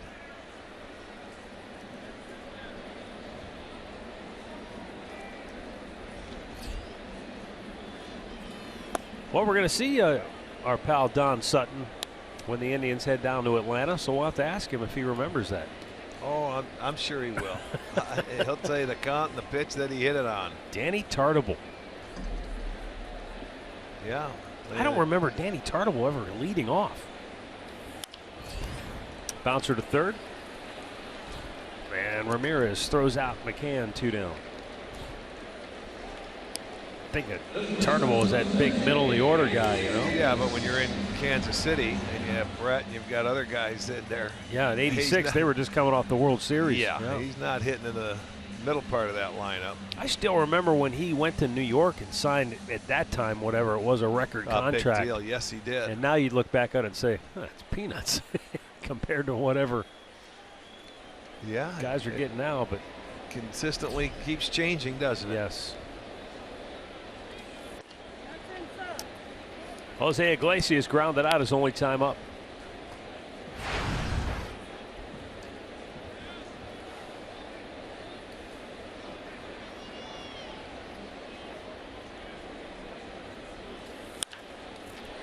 And that is extra bases. Iglesias strokes a double. That's his 12th double on the year. It's only the 3rd hit for Detroit, but a 2-out base runner now for Ian Kinsler. Yeah, 2 of the 3 hits that Detroit has are doubles. He gets a fastball here that was down pretty much middle of the plate there, even though it was down. He pulled it down into the corner. So it'll be a 2-out double now, and they'll roll over to Kinsler now for the 3rd time.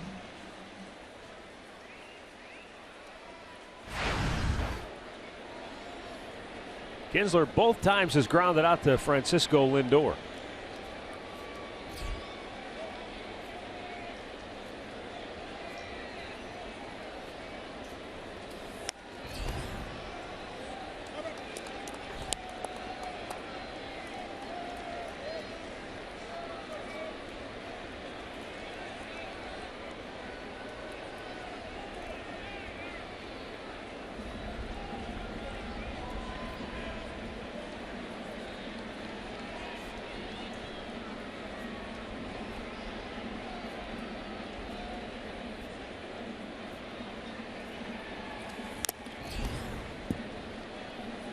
No balls and 2 strikes with 2 down. He comes right back and jumps up in front. 0-2 count.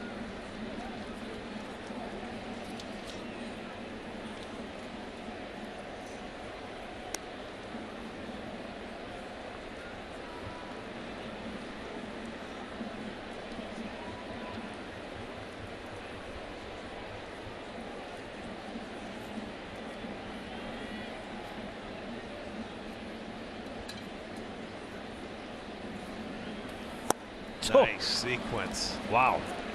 Strikes him out for number 5 on the afternoon. And the Tigers strand a runner in scoring position. Through 5, it's 4-0 Cleveland.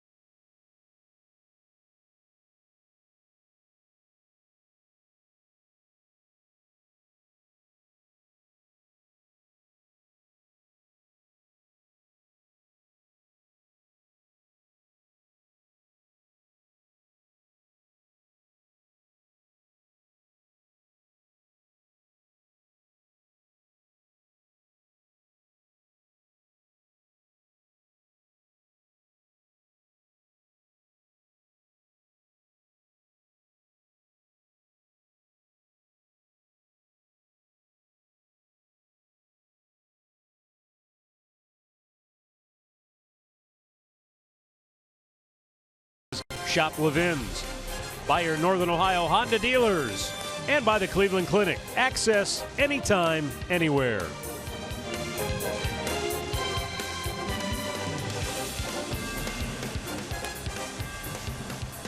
It's a 4-0 Indians lead, and the Tigers have made the Cleveland Clinic call to the bullpen. Right-hander Alex Wilson coming on after Anibal Sanchez went 5 innings, allowing 4 runs on 5 hits. He walked 2, struck out 3. Did retire the last 8 hitters that he faced. For Cleveland, Mike Napoli, Jose Ramirez, and Lonnie Chisenhall due up here.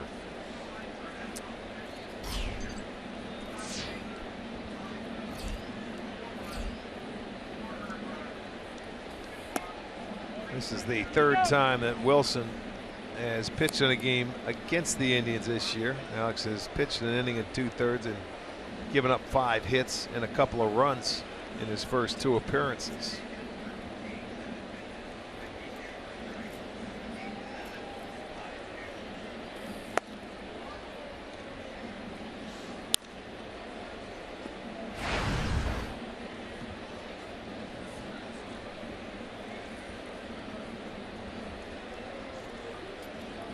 One thing the Indians have done here in the first 2 games of this series is keep the fans out of the ball game. Yeah. They jumped ahead early. Last night they had 7 runs by the 3rd inning. It was 7-0, so they kept them quiet until the 9th inning. Yeah, that's when they started making some noise in the 9th. Got a little dicey. Did. Well, they were doing in the 8th inning. They were doing the wave to get some blood flowing because they needed something to do. And they got into it in the 9th. But today, Carlos Carrasco has done a nice job. Only 3 hits allowed.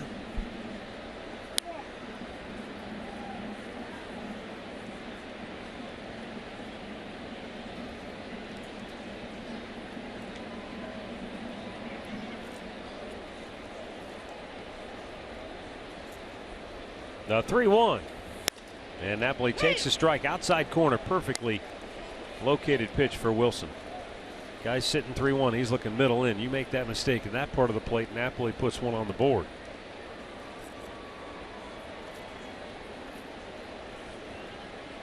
Now the payoff.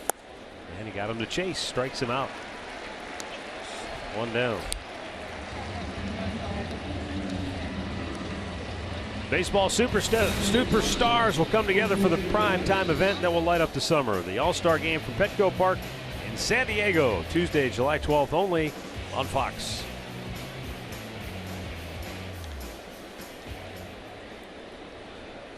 Jose Ramirez picked up an RBI in the 3rd inning on that fielder's choice.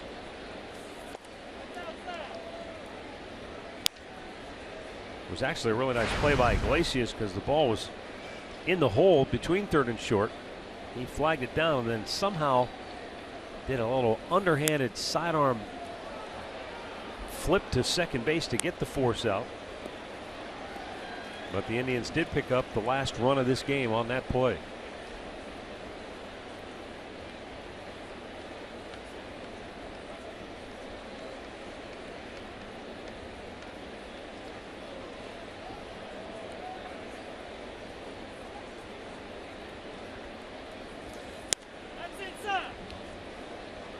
Back in 1986, Alex Wilson was born in Saudi Arabia. His dad was working for Texaco at the time. And he was in a 3-year stint in Saudi Arabia. And Alex said, I just happened to come along. There's a long fly ball run down by Upton in deep left field. And there are 2 away. Yep, took his eye off the ball and ran to a spot. You see him take it off, took a peek, looks back up. Not an easy catch. You're looking up into the sunshine. Bright blue, sunny day. But makes a nice running catch. So Hosey's hit a ball to deep right up against the wall, deep left up against the wall. And he's got the RBI on the fielder's choice. Some days you hit them hard and you still don't get rewarded. 2 away for Lonnie Chisenhall, who pops one up foul out of play. After Alex Wilson's father finished his stint with Texaco and Saudi Arabia, the family moved back to West Virginia, and they settled in a little town called Hurricane, West Virginia. Oh, it's a great name, isn't it? But Alex says that the town, it's a one-road town about 5 miles long. And he said that's about it. But for him, he said that's home, and that's we'll always call home once his playing career is over. Don't blink your eye, you'll be past it.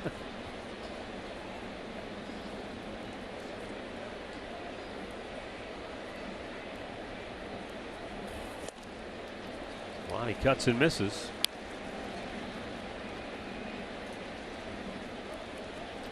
But he's another guy who's come back from Tommy John surgery. Boy, it seems like everybody has had it. There's a fly ball left near the line, up to the long run, can't get there.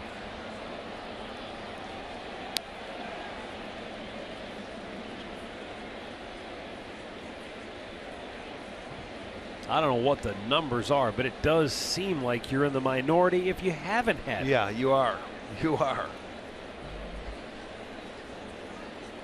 It seems like it's just a matter of when.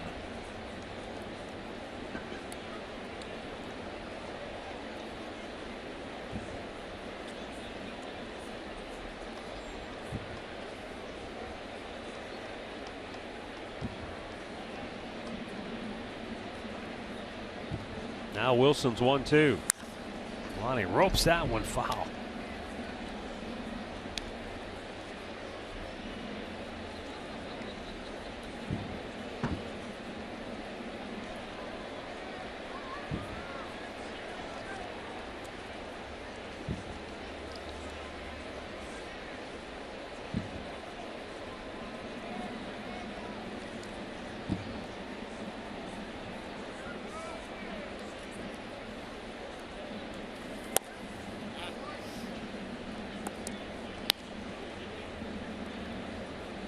Tell you one thing about today's game, not exactly a snappy pace. No.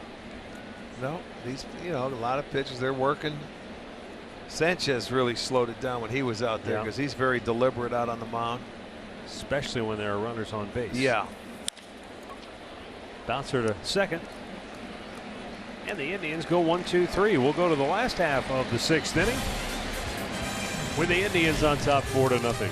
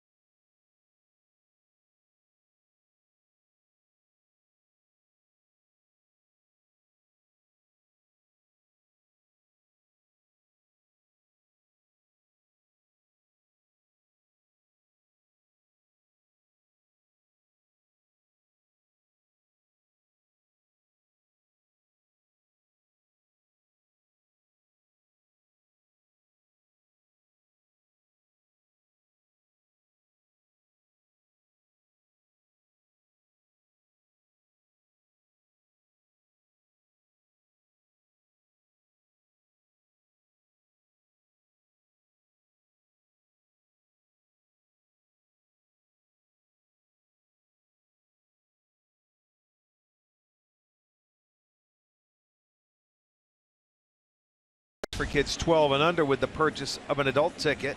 Kids tickets located in the family deck at Progressive Field and home to the expanded kids clubhouse. Go to Indians.com. Get your tickets today.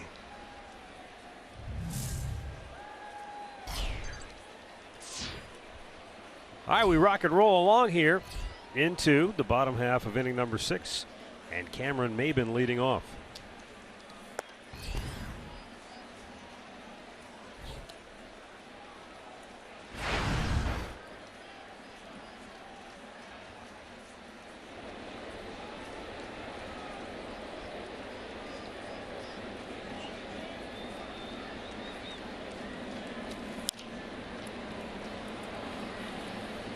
Jose Ramirez throws about 1 away.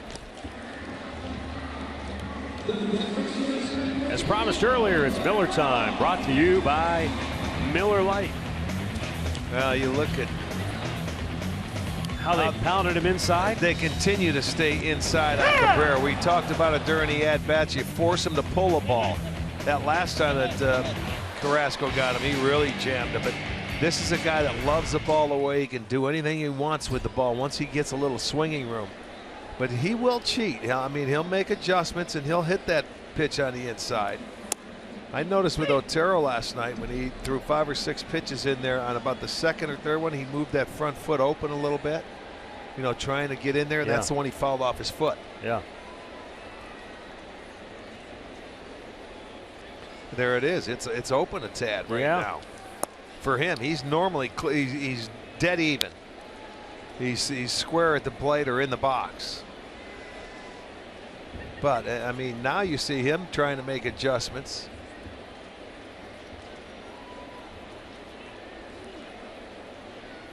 Just subtle. Yes, not much. You're right.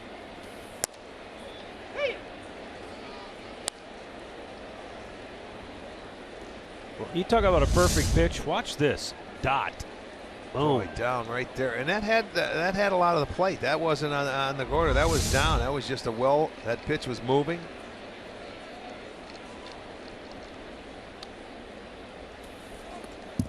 And there's a slider. He cut underneath it. That's all right. I mean, it's, you know, he wanted to throw the slider there. It got out of his hand. And it ends up knocking him off the plate, so it's okay. He was thinking away with him, too.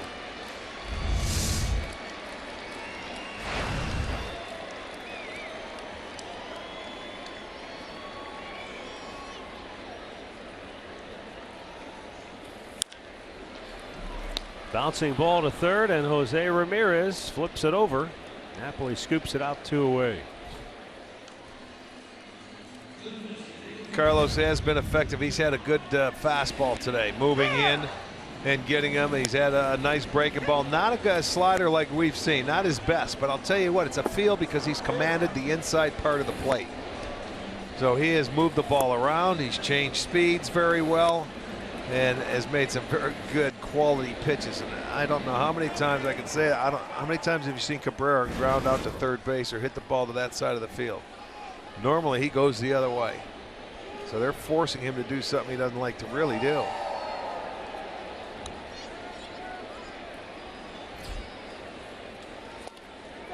Been a couple of hard hit balls, but really not many. I mean, Aviles has barreled up a couple, but he's hit them right at fielders. Maben had a solid line drive to right field for his hit in the first inning, and Castellanos had a good line drive base hit in the second. But for the most part, he's kept it off the barrel.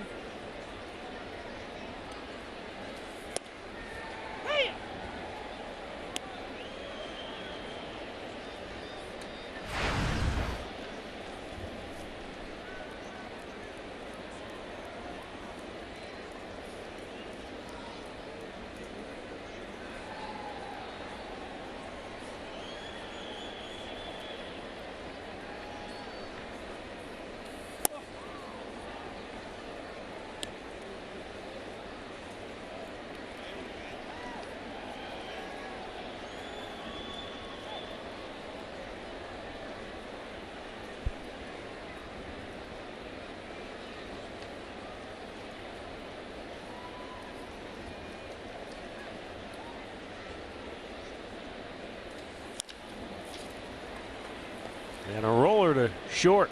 It's the third baseman Ramirez with the shift on, and Carlos Carrasco breezes through the 6th inning. It remains 4-0 Cleveland.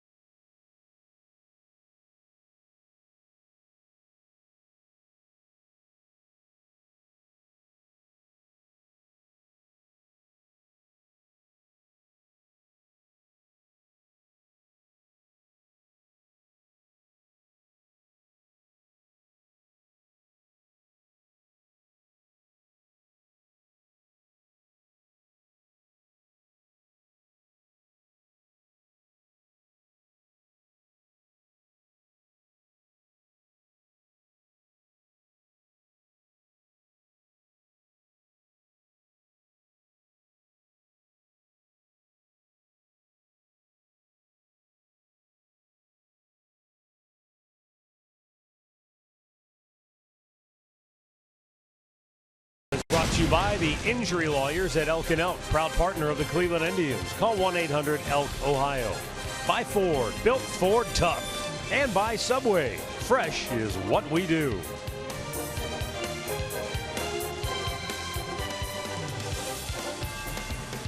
Round and round and round we go. 7th inning, Indians up 4-0. Bottom third due up here. Yan Gomes, Tyler Naquin, and Rajai Davis. 11 in a row retired now by Tigers pitching.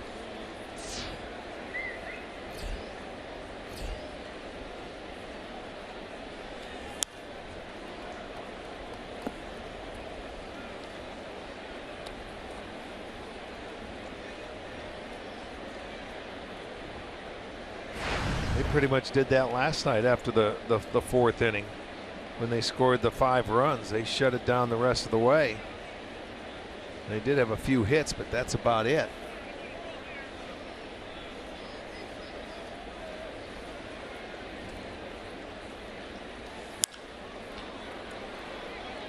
Fly ball to right field, and Aviles makes the catch. 1 down.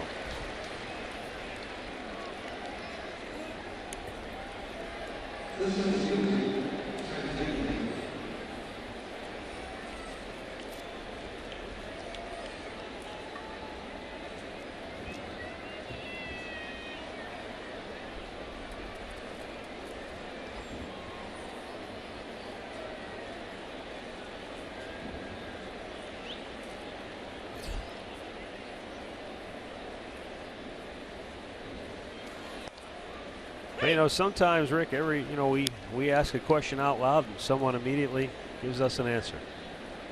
Indians Director of Medical Services Lonnie Soloff must be tuning in today because he sent me a message.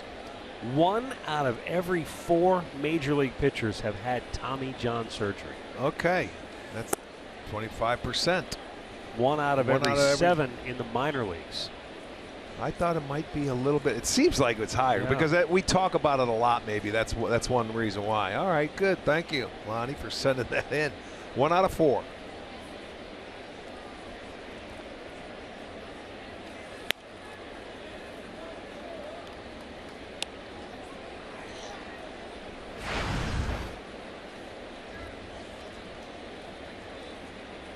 You figure that I guess essentially that's at least one guy in every rotation. At least one guy in every rotation has probably had it, and probably 2 in the bullpen. Yeah. Checks his swing. Did he go? He did not.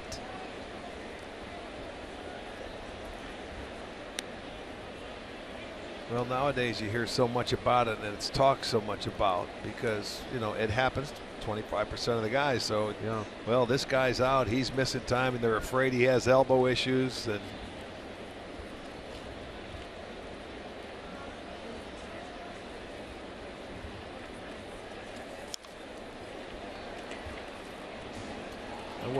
I wonder what it was back in the old days when, hey, I didn't know what Tommy John was before that, or the rotator cuff. You just had a sore shoulder, right, or sore elbow. Exactly. And a lot of times you had guys pitch through it and maybe just blew out. And they had to change the way they pitched.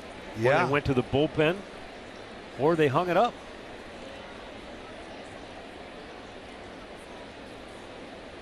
The 3-2. Naquin punches that to right center. That's in the gap. And look out, he can fly. There's another triple. Easily a triple. And Mike Sarbaugh will hold him there. They got the throw in time.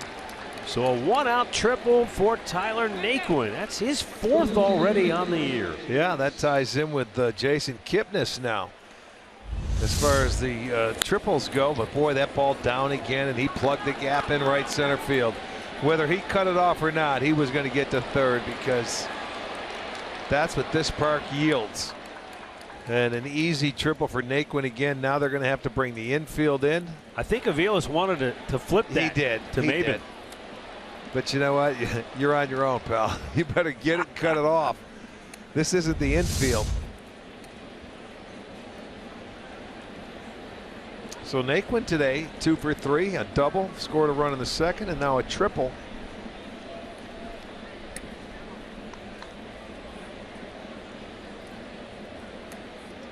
Indians trying to put one more in as they call timeout.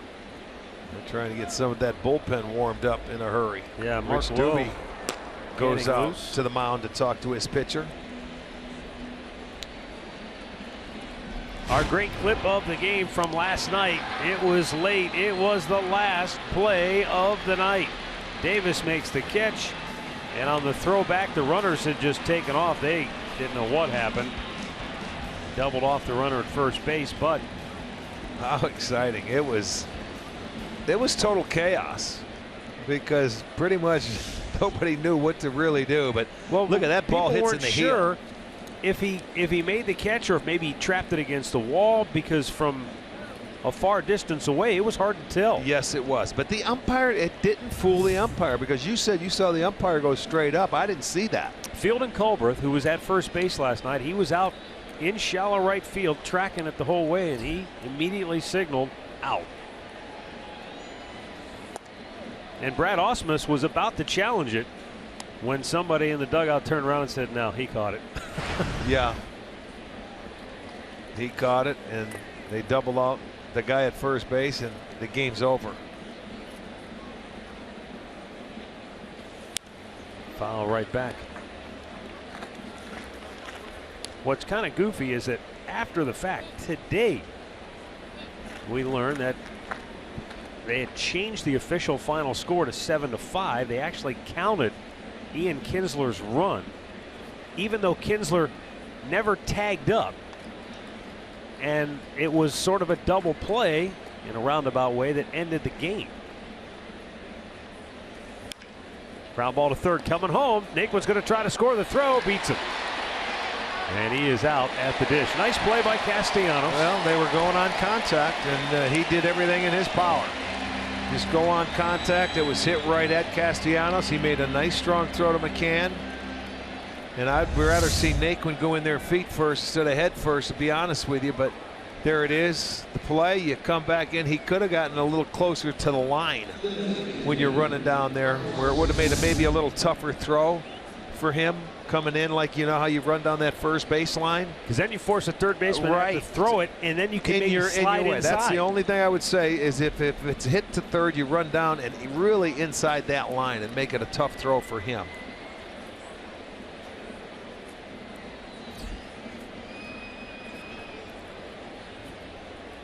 Two down, Carlos Santana is the batter.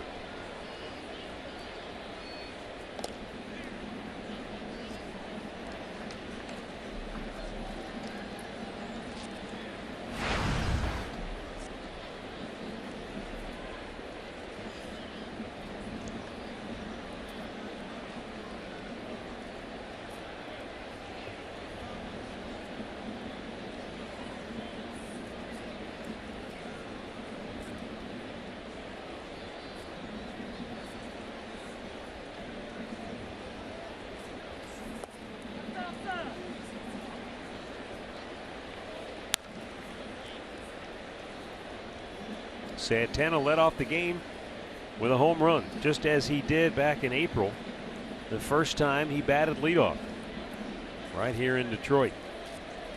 He's done it 3 times now on the year. Walked and scored in the third, struck out his last time up. He had a deja vu moment after he did it the first time. He did it today. It's almost the same kind of swing.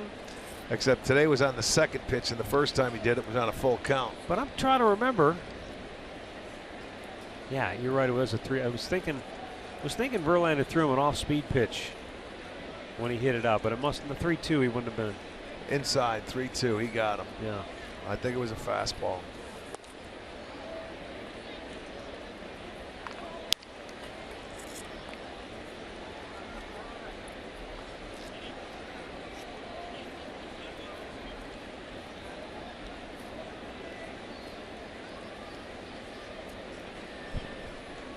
Interesting that now the Tigers go into a shift with a 2-0 count for Santana. Put 3 on the right side.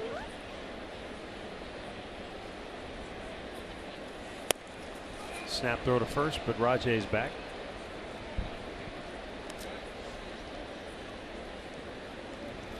And it's 3-0 now with Jason Kipnis waiting on deck.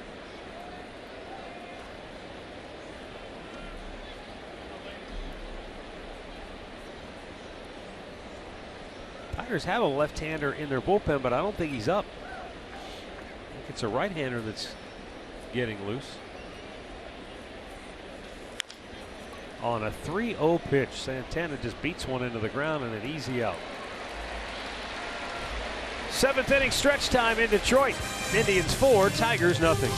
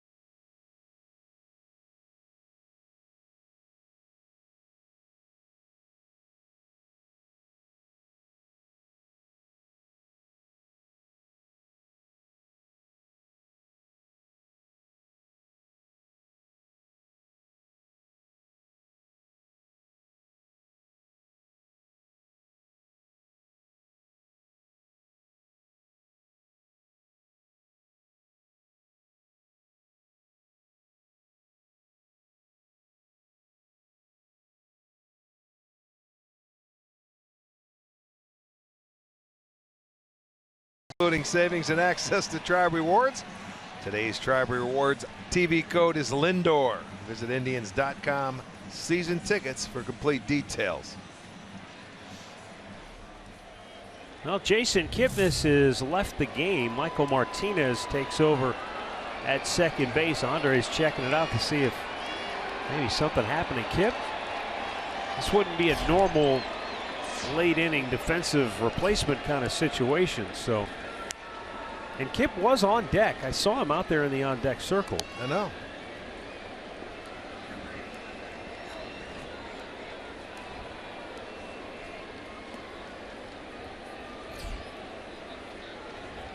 Nick Castellanos has singled and walked this afternoon. Ground ball to third. Ramirez has it cleanly and makes a good throw, 1 down. That is 4 straight assists for Jose Ramirez. Well, keep going. He had one the inning before that too for the second out in the 5th.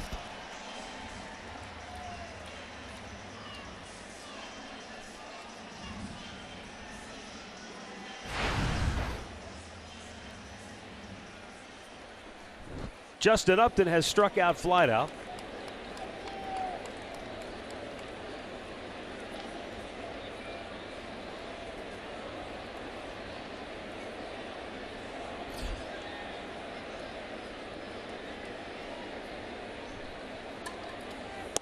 And a breaking ball in there for a strike.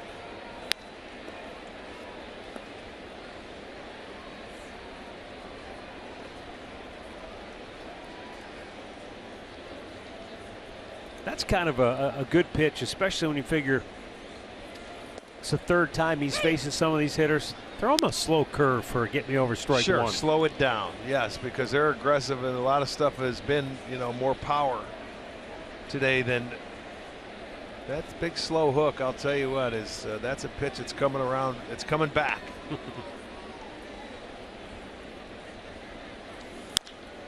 Boy, he chopped that one into the ground, and Ramirez once again assists on the putout. That's 5 in a row for Jose.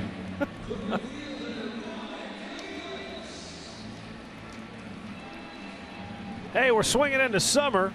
And don't forget, our coverage begins tomorrow at 12:30 Eastern with Indians Live. Alan Jensen will have the first pitch at 1 o'clock as the Tribe potentially, if they can hang on here, has a chance to go for a sweep. We'll have to wait and see how this one plays out here today. Swing of the Summer presented by Miller Lite.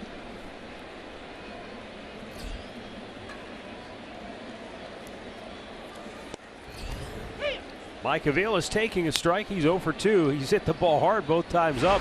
A line drive to Naquin in center, a line drive to Davis in left.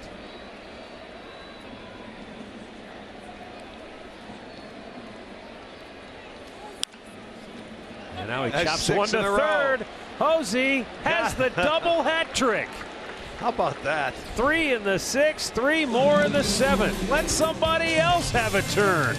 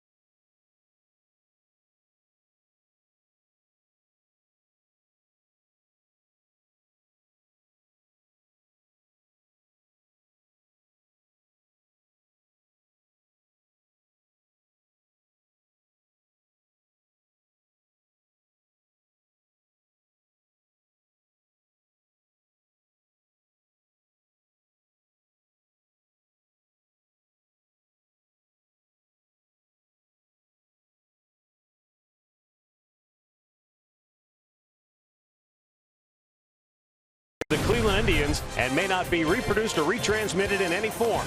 And the accounts and descriptions of this game may not be disseminated without the express written consent of the Cleveland Indians.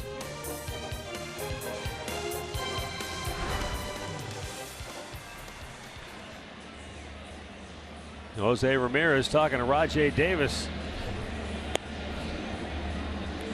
He's gobbled up the last 6 ground balls hit in the ball game by the Tigers. Mark Lowe is the new pitcher for Detroit. And here in the 8th inning, he'll face Michael Martinez, Francisco Lindor, Mike Napoli.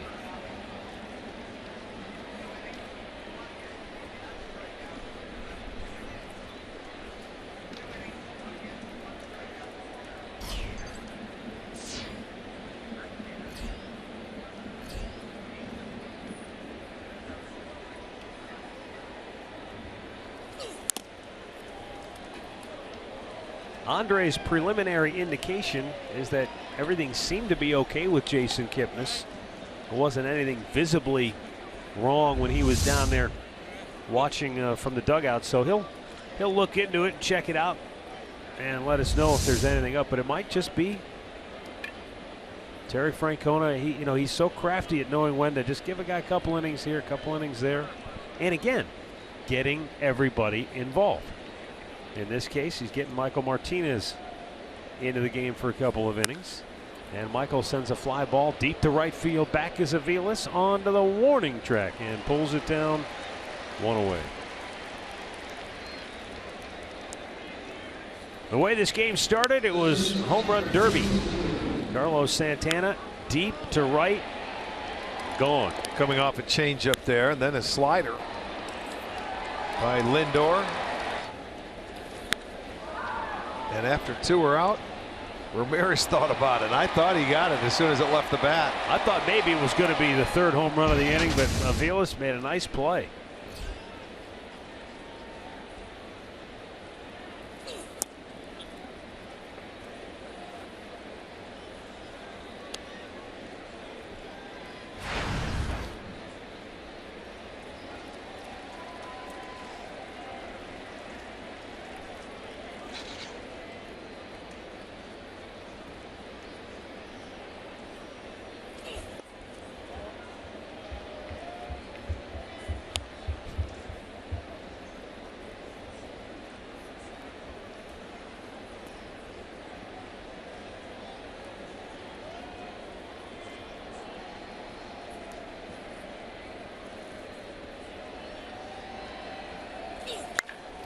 Francisco Lindor drives one deep and way out of here.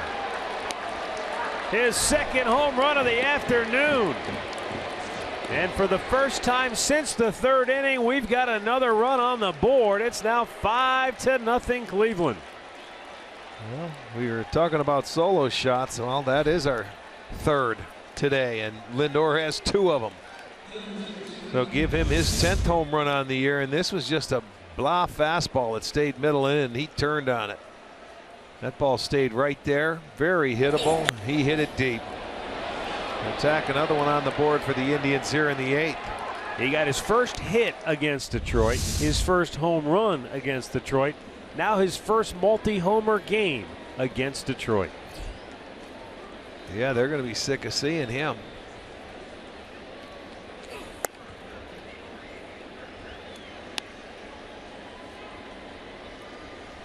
Think about this too, Arch.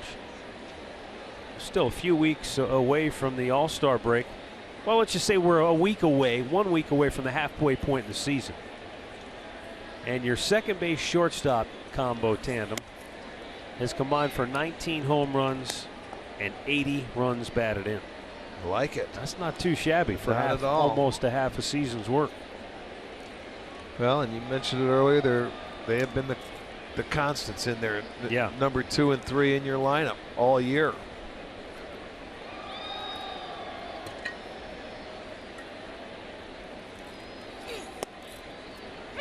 Napoli takes, it's a strike.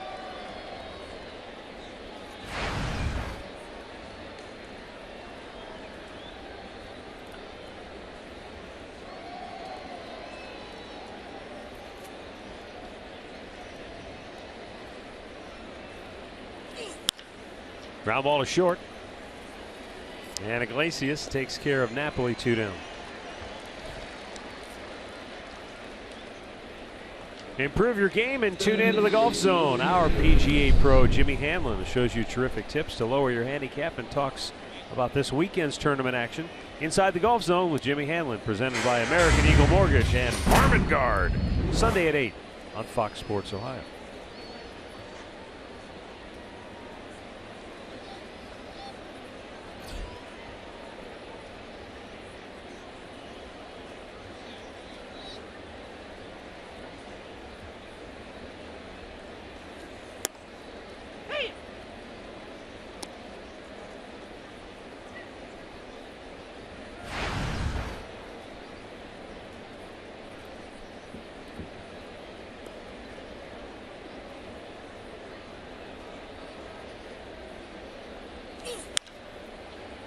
Lifted toward left field. Long run for Upton. Into the corner, and it's foul.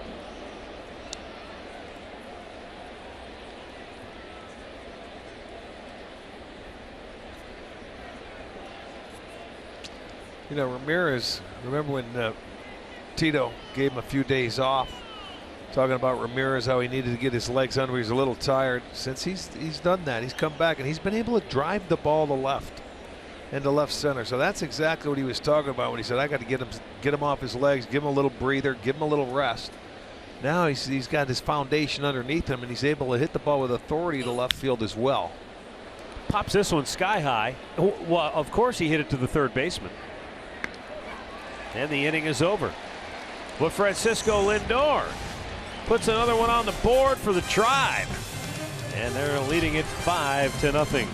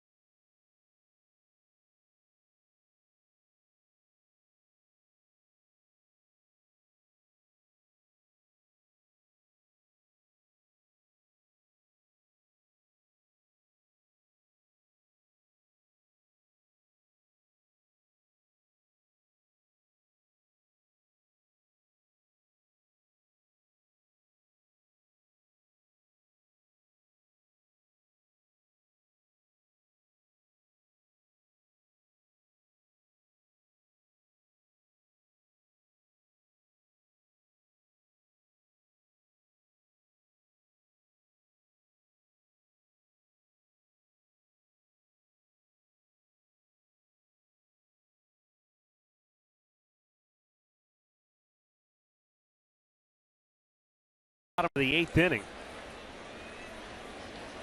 And Carlos Carrasco still on the hill for the Tribe.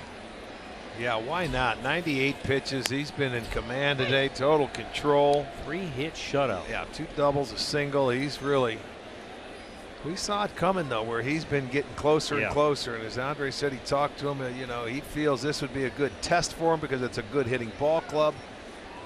But I love the fastball he's had today, pitching inside with it. McCann didn't get the memo. He hit it to center field instead of third base, and that breaks a string of 6 straight assists for Jose Ramirez.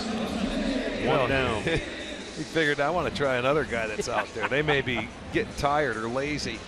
There you'll see 69% strikes for Carlos. That's by far. He's getting back to the cookie we know. Jose Iglesias doubled his last time up. This guy's got a good short swing. But he jammed him. Got right in on his thumbs. 2 down.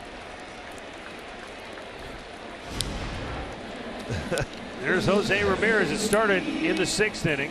Maben, Cabrera. I can't honestly say I've ever seen, and that's where he was playing short with the shift on. Yeah, but I've seen a guy have 6 consecutive assists over there. And they were all different varieties too. A couple of choppers. And he made them all flawlessly. And with 2 down, top of the order, Ian Kinsler 0 for 3 on the afternoon. He tries Ramirez. There he goes. Bullseye. 1, 2, 3 in the 8th. 1 inning to go with the Indians on top 5-0.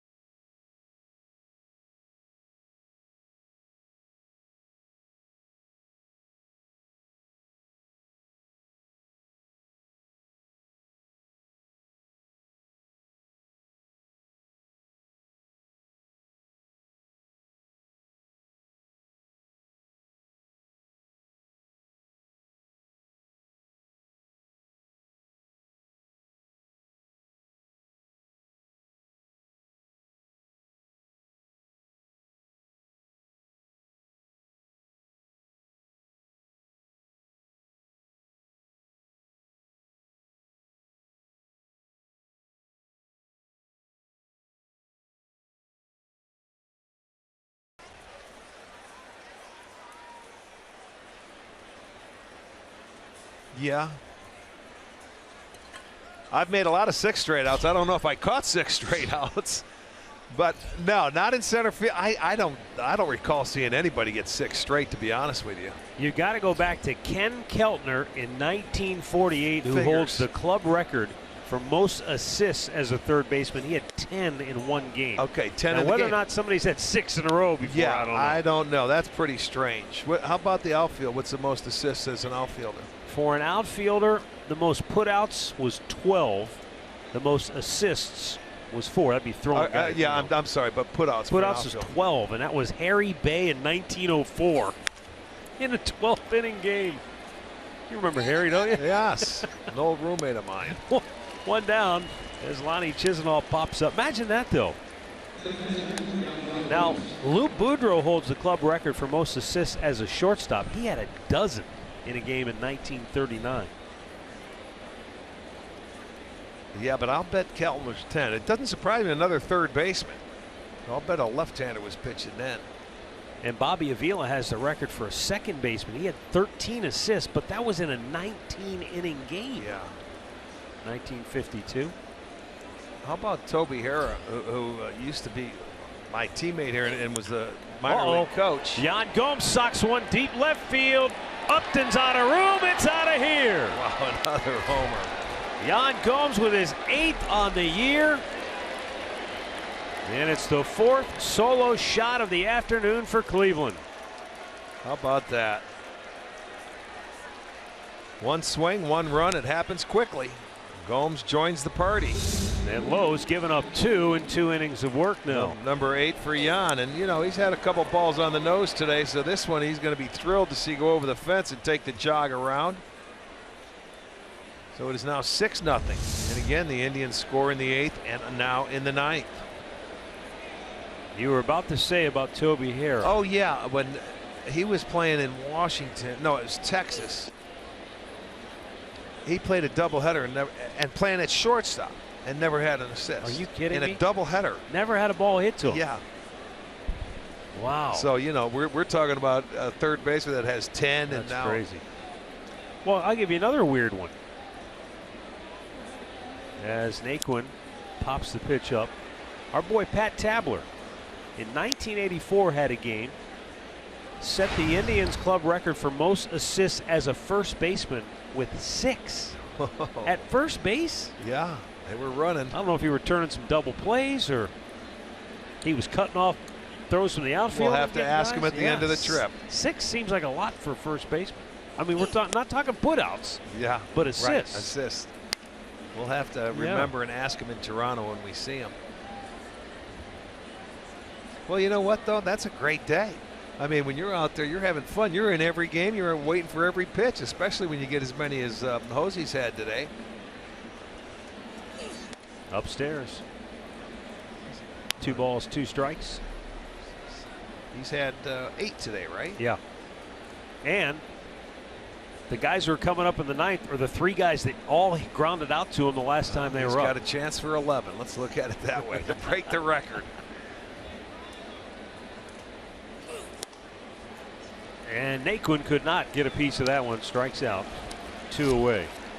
I wonder if Terry Francona stays with Carrasco the way he's been just kind of cruising along here. Well, would he have a 7-pitch 6th inning and a 4-pitch or a 7th inning and a 4-pitch 8th inning? That's correct.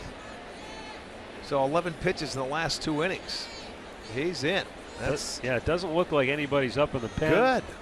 Brian Shaw had been getting loose, just kind of a in case they needed him deal. The starters have been unbelievable for the Indians. They've been on a roll, boy.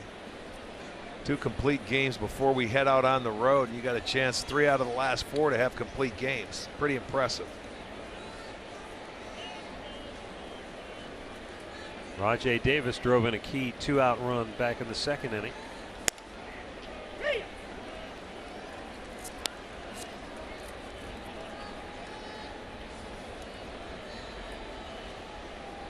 You know, for him to come in here and do this in a place that he's had his issues, but he's returning to the scene of the crime where he went down this year in this ballpark on the 24th, and love to see him get the complete game. On the infield, Kinsler, the second baseman, calls for it, and the inning is over. Yan Gomes hits the Indians' 4th solo homer of the afternoon, and Carlos Carrasco will try to close it out when we come back.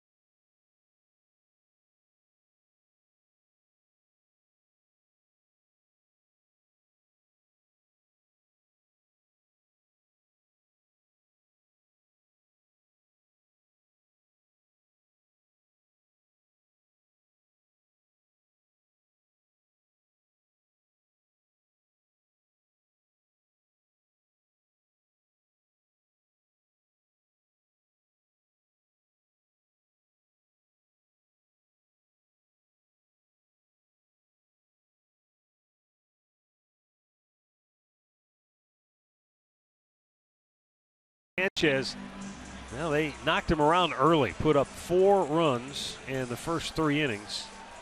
And Carlos Carrasco settled in and has pitched 3-hit shutout ball now into the 9th inning.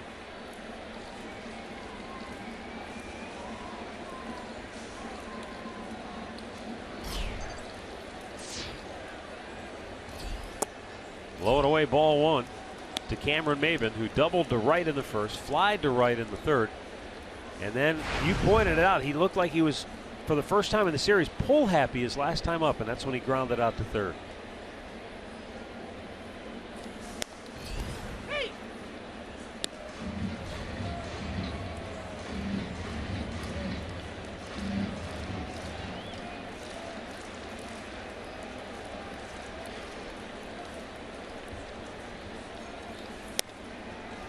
Swing and a miss. It's 1 ball and 2 strikes. 105 pitches on the day, and actually started off high for him, and he went down for the most part other than that 4th inning. Usually it's the other way around. But he has been very tidy with everything today. It's been fun to watch. Swung on and missed. Carrasco takes care of him with his 6th strikeout of the afternoon. You know, here comes this slider is just going to be down and away, and I'm wondering now, boy, it's got to be tough to see out there with those shadows, but I'll tell you, he goes after it. Strikeout number 6 for Carrasco, just 1 walk today. And up comes Miguel Cabrera, who is 0 for 3 on the afternoon. And a foul back. Well, we have learned that Jason Kipnis left the game due to illness. So hopefully that's something short term, and maybe he'll be back in there tomorrow.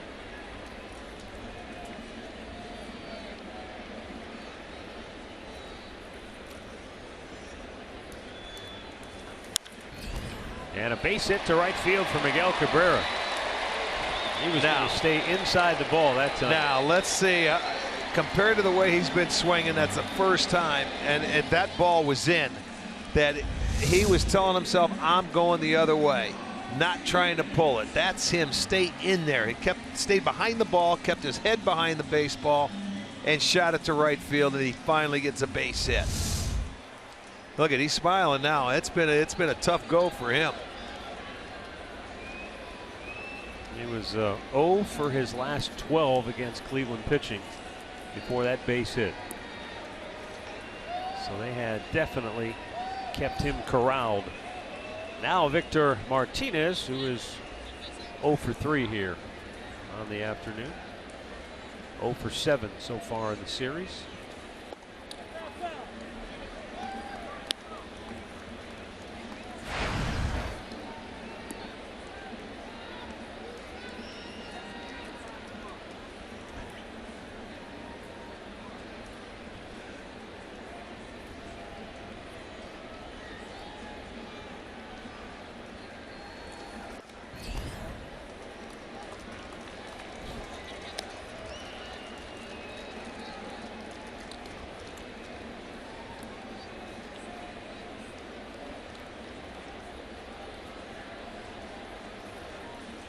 Terry Francona picked up his 300th win as Indians manager last night in the series opener.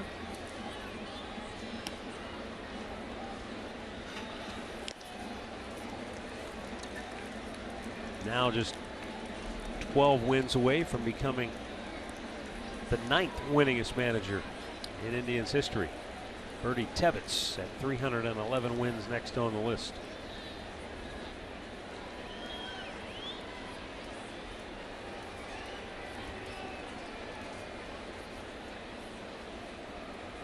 The 2-1 to Victor.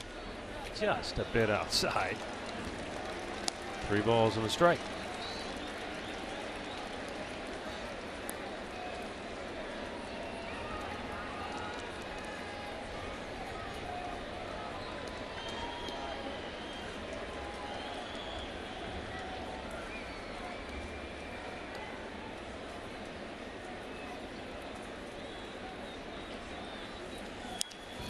Victor fouls it back.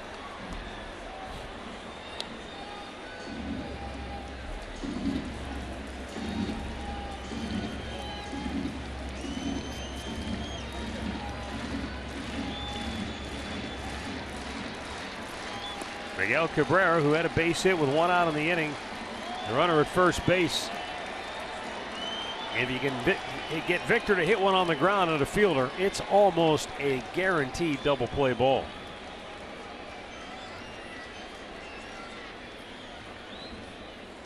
And a 3-2 pitch is hit in the air to left field. Rajai Davis makes the catch, and there are 2 down. And Victor never got more than 20 steps out of the batter's box, never let go of the bat.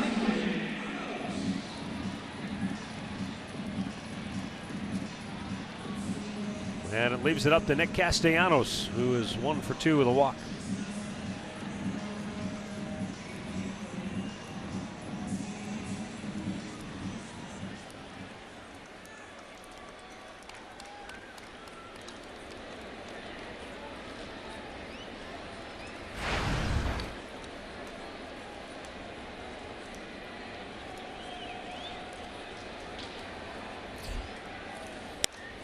Castellanos looks at a strike.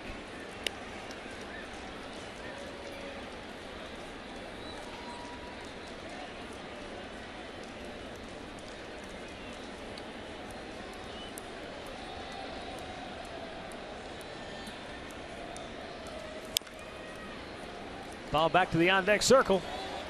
And Carrasco 1 strike away from finishing what he started.